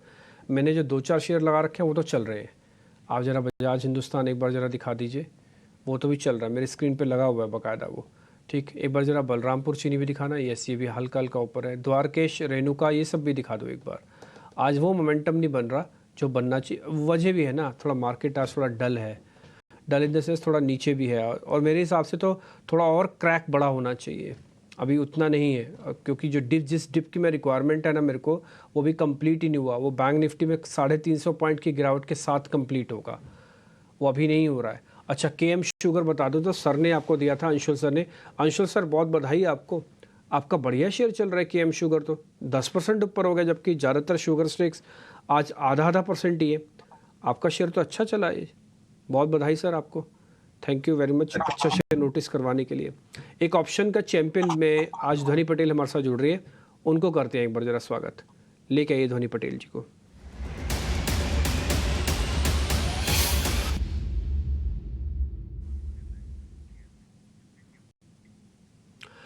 ध्वनि जी बताइए, आज कौन सा ट्रेड आप देना चाहते हैं? गुड मॉर्निंग जिंदगी जी। आज का हमारा ट्रेड जो रहेगा वो LTF में रहेगा। Simple plain vanilla call option खरीदनी है आपको। 180 की कॉल ऑप्शन को आप खरीदे। 3 से लेके 3 रुपए 25 पैसे तक के बीच में इसका बाइंग रेंज बनता है, वहां पे इसको खरीद सकते हैं। टारगेट जो है वो 5 रुपए का और फिर 5 रुपए 75 पैसे का, और स्टॉप लॉस जो है वो आपको 2 रुपए का मेंटेन करके चलना है। लॉट साइज इसका बड़ा है, 4460 करीब का लॉट साइज है, तो आपको रिस्क रिवॉर्ड का खास करके ध्यान रखें। अधिकतम मुनाफा यहाँ पे है वो 12,270 का हो सकता है और अधिकतम नुकसान 4,460 का। ओके ठीक है, ये L&T फाइनेंस की कॉल है, प्लेन वेनिला कॉल है, यानी कि सीधी सीधी है, इसमें कोई एडजस्टमेंट नहीं है, कुछ नहीं है। 180 की स्ट्राइक की कॉल देख लेना। 3 रुपये 27 तारीख की डेरिवेटिव एक्सपायरी या 14 तारीख है। अमूमन 2 दिन के अंदर कॉल्स आपको फ्री कर देंगी अगर पुल बैक आया। इस कॉल के साथ एक दिन का ध्यान रखिएगा, इसके अंदर टाइम वैल्यू 3 दिन की काट के रखिएगा, यानी कि सैटरडे, संडे एंड मंडे 3 दिन घटा दीजिएगा ट्रेडिंग वॉल्यूम डेज में से। ठीक, उसके बाद इस कॉल को पकड़िए। एक्सरसाइज प्राइस कम है, 3 रुपये, ज़्यादा महंगा नहीं होगा, तो 12,000 पे आ जाएंगे। इस 3-3.25 रुपये वाली कॉल में अगर ये डबल हो गई तो 5-5.5-6 रुपये तक हो गई तो 2 रुपये का एक स्टॉप लॉस रखिएगा। स्टैंडर्ड डिस्क्लोजर में दिखा दीजिए। इस मार्केट के अंदर ज़्यादातर लोग इसलिए डेरिवेटिव्स में पैसा गंवा देते हैं, एक तो फाइनेंशियल डिसिप्लिन नहीं होता, लीवरेज ज़्यादा होती है, ऑप्शंस के स्टॉप लॉस नहीं काटते, ऑप्शंस के अंदर उम्मीद बनाए रखते हैं, जबकि वो तो टाइम के हिसाब से कट जाती है। तो इसलिए बहुत सारी चीज़ों की प्रॉब्लम्स है डेरिवेटिव्स के अंदर। रूल्स एंड रेगुलेशन और स्ट्रिक्ट डिसिप्लिन की रिक्वायरमेंट होती है, ना केवल फाइनेंशियली बल्कि इमोशनली भी। जो लोग इमोशनली और फाइनेंशियली दिक्कत में होते हैं, लिवरेज का इस्तेमाल करते हैं, वो डेरिवेटिव्स में जल्दी मारे जाते हैं, थोड़ा दूर रहिएगा। ठीक है, आगे बढ़ते हैं। 137 पॉइंट की गिरावट के साथ अभी बैंक निफ्टी आके नीचे कर रहा है और इसने आज 49,800 को भी ब्रेक कर दिया। अब ये 700 की रेंज में आके कर रहा है कामकाज। अगर इसको भी ब्रेक करता है तो थोड़ा सा करेक्शन, यानी कि 200 पॉइंट की करेक्शन और लगती है बैंक निफ्टी में, जो आज में आ जानी चाहिए। और अगर आज में आ जाती है तो एक कंप्लीट कर देगा अपने पैटर्न को इस हफ्ते के हिसाब से, कि जिस जगह पे इसको डिप चाहिए था वहाँ पे आ गया, क्योंकि 49,500 का एक अच्छा बेस है। तो 200 पॉइंट की गिरावट हमको लगता है कि और आनी चाहिए। हालांकि इंडिया विक्स भी टूट रहा है, देखते क्या होता है। 13 तक आ चुके। ये 13 वाला इंडिया विक्स एक ज़माना क्या इसी महीने में 33 भी गया हुआ है। अब आप देखोगे तो 13 का इंडिया विक्स सिर्फ चल रहा है। एक बार जरा एडवांस डिक्लाइन और दिखाइए F&O वाले शेयर्स की भी, जहाँ पर आपको एडवांस और डिक्लाइंस टोटल में पता लगते हैं, वो शीट वो भी दिखाइएगा। 70 और 17 करीब 85 शेयर ऐसे हैं, 83 शेयर ऐसे हैं जो इसमें बढ़कर कामकाज करें। डिक्लाइंस की संख्या थोड़ी बड़ी है, हालांकि है तो कांटे की टक्कर, लेकिन थोड़ा और ड्रैग होना चाहिए और डिक्लाइंस बढ़ने चाहिए, तभी काबू में आ जाएगा। क्योंकि अगर आप NSE और BSE को चेक कर रहे हो ना, वहाँ पे प्रॉब्लम नहीं है। ये सिर्फ F&O की ही हिस्से में आके एडवांस डिक्लाइन रेशियो थोड़ा सा गड़बड़ाया हुआ है, जिसकी वजह से शुरुआती थोड़ा टिल्ट डाउन है, बस और कुछ नहीं है। ये सिस्टम में प्रॉब्लम लाने के लिए, यानी कि सिस्टम में करेक्शन लाने के लिए NSE BSE के भी नंबर्स नीचे आने चाहिए, नहीं तो फिर ये आपको कंफ्यूज स्टेट में रखेगा और कभी भी फ्यूरियस बुल रन है, कभी भी ऊपर का झटका भी दे सकता है। तो बस थोड़ा सा और देखते हैं क्या होता है बाज़ार के अंदर आज। अविनाश सर हैं क्या हमारे साथ? अविनाश सर, ओह ठीक है, अविनाश सर अभी नहीं होंगे। एक काम करते हैं, जरा एक दो शेयर मैं और टेक्निकली चेक कर लेता हूँ, जहाँ पर मेरे को कुछ ट्रेड मिलते हैं तो जरा वो पता करता हूँ। शॉर्ट के शेयर लेके आता हूँ मैं आपके सामने, शॉर्टिंग वाले शेयर जरा दिखाता हूँ। कैनरा बैंक, डालमिया भारत एक बार जरा दिखाना। डालमिया भारत स्क्रीन पे दिखाइए, डालमिया भारत। संतोष सर एक बार जरा चेक करना डालमिया भारत। ये आज हम देखें तो सारे सीमेंट स्टॉक्स में मोमेंटम है, तो भी इसमें मोमेंटम नहीं आया तो यहाँ पर खरीदारी कर सकते हैं। स्टॉप लॉस लगाइए आप 1850 का। बाउंस बैक आता है तो 1940 तक के लेवल देखने को मिल सकते हैं। एक और शॉर्टिंग भी आपको ही चेक करनी है, वो आप चेक करना जरा एम्फेसिस पर भी, एम्फेसिस जरा चेक करना। एक बार ये शेयर भी दिखाई स्क्रीन पर, एम से शुरू होगा, एम्फेसिस। यस, आज थोड़ा सा 200 दिन और 100 दिन के मूविंग एवरेज के आसपास स्ट्रगल कर रहा है, 2450-2500 के बीच में। तो आपका पोजिशनल नजरिया है तो बने रहिए। ट्रेड आज इंट्राडे के लिए कोई ट्रेड नहीं है इसमें।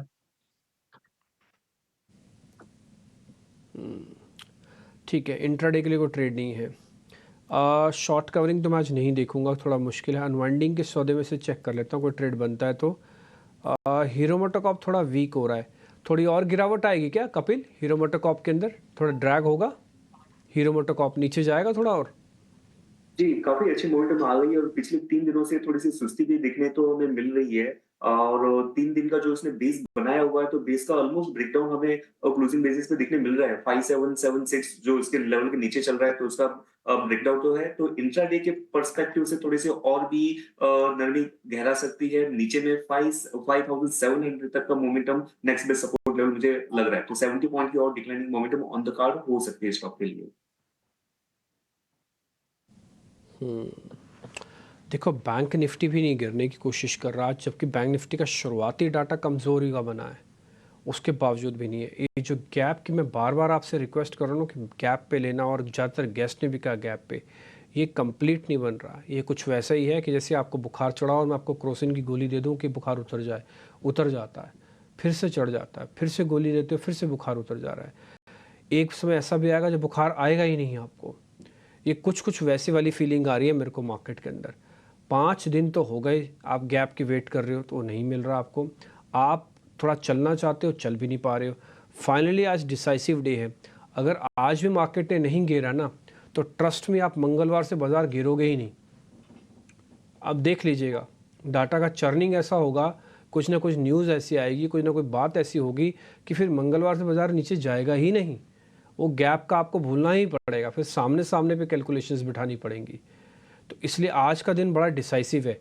और अभी भी मैं आपको बताऊं, शुरुआत में मेरे को देख के ऐसा लग नहीं रहा कि बाजार कोई बहुत बड़े गैप के मूड में देना चाहता है। अभी आपको मैं दिखाऊं, बैंक निफ्टी आपने देखा था 700 को तोड़ने की तैयारी करा था, देखते देखते 800 हो गया। 100 पॉइंट इसने मेरे तो क्वेश्चन पूछने में ऊपर आ गया। और HDFC बैंक आज इकलौता ऐसा दमदार प्लेयर है जो अभी तक लाल निशान में नहीं आया। आ रहा है तो वापस 1 सेकंड ले रहा है वापस से हरे निशान में आके मैसेज लाउड एंड क्लियर देने के लिए कि मैं खड़ा हूँ, बैंक निफ्टी को नीचे नहीं जाने दूंगा। एक और रेशियो मैं आपको बता देता हूँ बैंक निफ्टी के पॉइंट ऑफ व्यू से, जब इतना सब आप देख ही रहे हैं, चेक ही कर रहे हैं, तो बैंक निफ्टी के कंट्रीब्यूशन दिखाता हूँ आपको। अच्छा, एडवांस डिक्लाइन मैं ऑलरेडी आपको दिखा भी चुका हूँ। एक बार जरा मेरा स्क्रीन थोड़ी हैंग है, अदरवाइज़ नहीं तो आपको मैं बताता कि बैंक निफ्टी का समय कंट्रीब्यूशन भी क्या कह रहा है।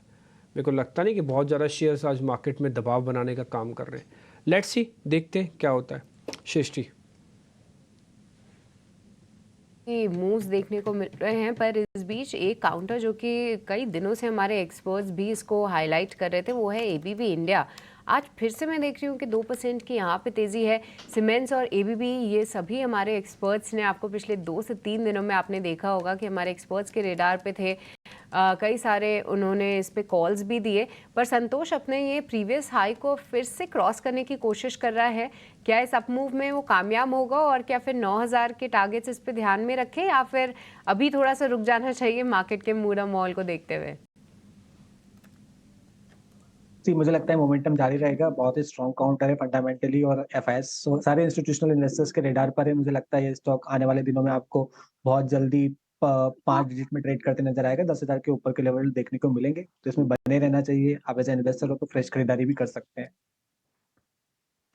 इन्वेस्टर आप फ्रेश खरीदारी भी कर सकते हैं। काफ़ी स्ट्रॉन्ग काउंटर है और जी हाँ, फंडामेंटल लिहाज से भी एबीबी इंडिया, सीमेंस इंडिया, इन सब के नतीजे भी काफ़ी शानदार आए थे और वहाँ से एक अच्छा हमने एक तेज़ी भी देखी है।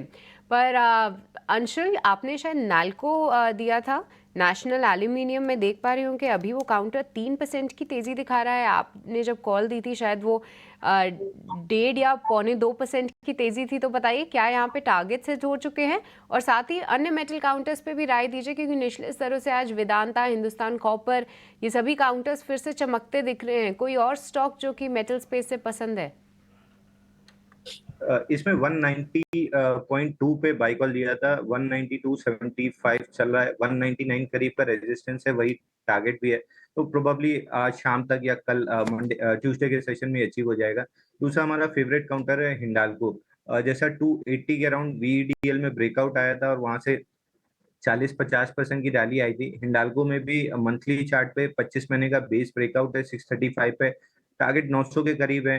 अभी 684 चल रहा है। तो इसमें भी इमीडिएट बेसिस पे 715 720 तक हम आ सकते हैं। बट ओवरऑल ये स्टॉक 900 की तरफ बढ़ रहा है। बाजार गिरना चाहता नहीं है, ऊपर आके दिखाना चाहता नहीं है। इंडाइसिस को देखते हैं तो स्टॉक्स के अंदर दिल बुझ जाता है। खाली स्टॉक्स को देखेंगे तो फिर आपको अपॉर्चुनिटी भरपूर मिल सकती है। मेरा ऐसा निजी तौर पर मानना है कि आज इंडाइसिस को लीव कर दीजिए। आज इंडाइसिस को देखो भी मत। इससे पहले तो मैं आपसे बोलता था कि इंडाइसिस को देखो, आज इंडाइसिस को देखो भी मत। नहीं तो क्या होगा ना, आपके स्टॉक सिलेक्शंस को डिस्टर्ब कर देगा। ब्लेंडिंग देखिए ना, अपने ब्लेंड होता है, जैसे इथेनॉल ब्लेंड होता है आजकल पेट्रोल के अंदर, वैसे ही आपके ना कन्फ्यूजन को ब्लेंड कर देगा आपके डिसीजन के अंदर। आप एक शेयर को चुन के बैठे होगे, इसको मैं प्लस कर लेता हूँ, ठीक है। जैसे आप इंडाइसिस को देखोगे, अच्छा ये तो 20 पॉइंट नीचे है, कहीं और गिर ना जाए, तो आपका क्या अच्छा आया हुआ डिसीजन भी आपके हाथ से चला जाएगा। ये मैं वो ट्रेडर की मानसिकता बता रहा हूँ जो स्विंग ट्रेड पकड़ रहे हैं, जो अभी मार्केट के अंदर उतर रहे हैं, देखना चाह रहे हैं।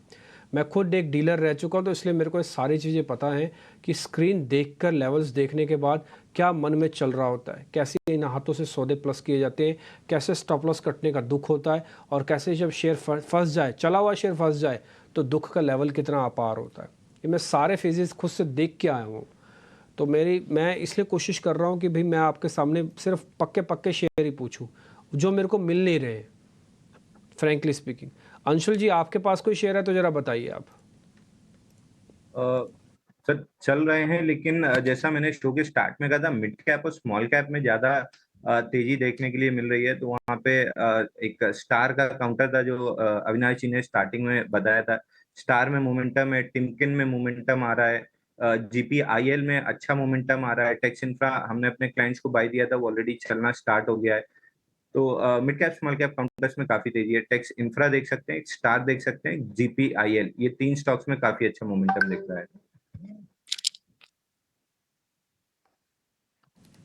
इसके अलावा एक शेयर है कैम्प्लास्ट के नाम से, एक बार जरा दिखाएंगे आप।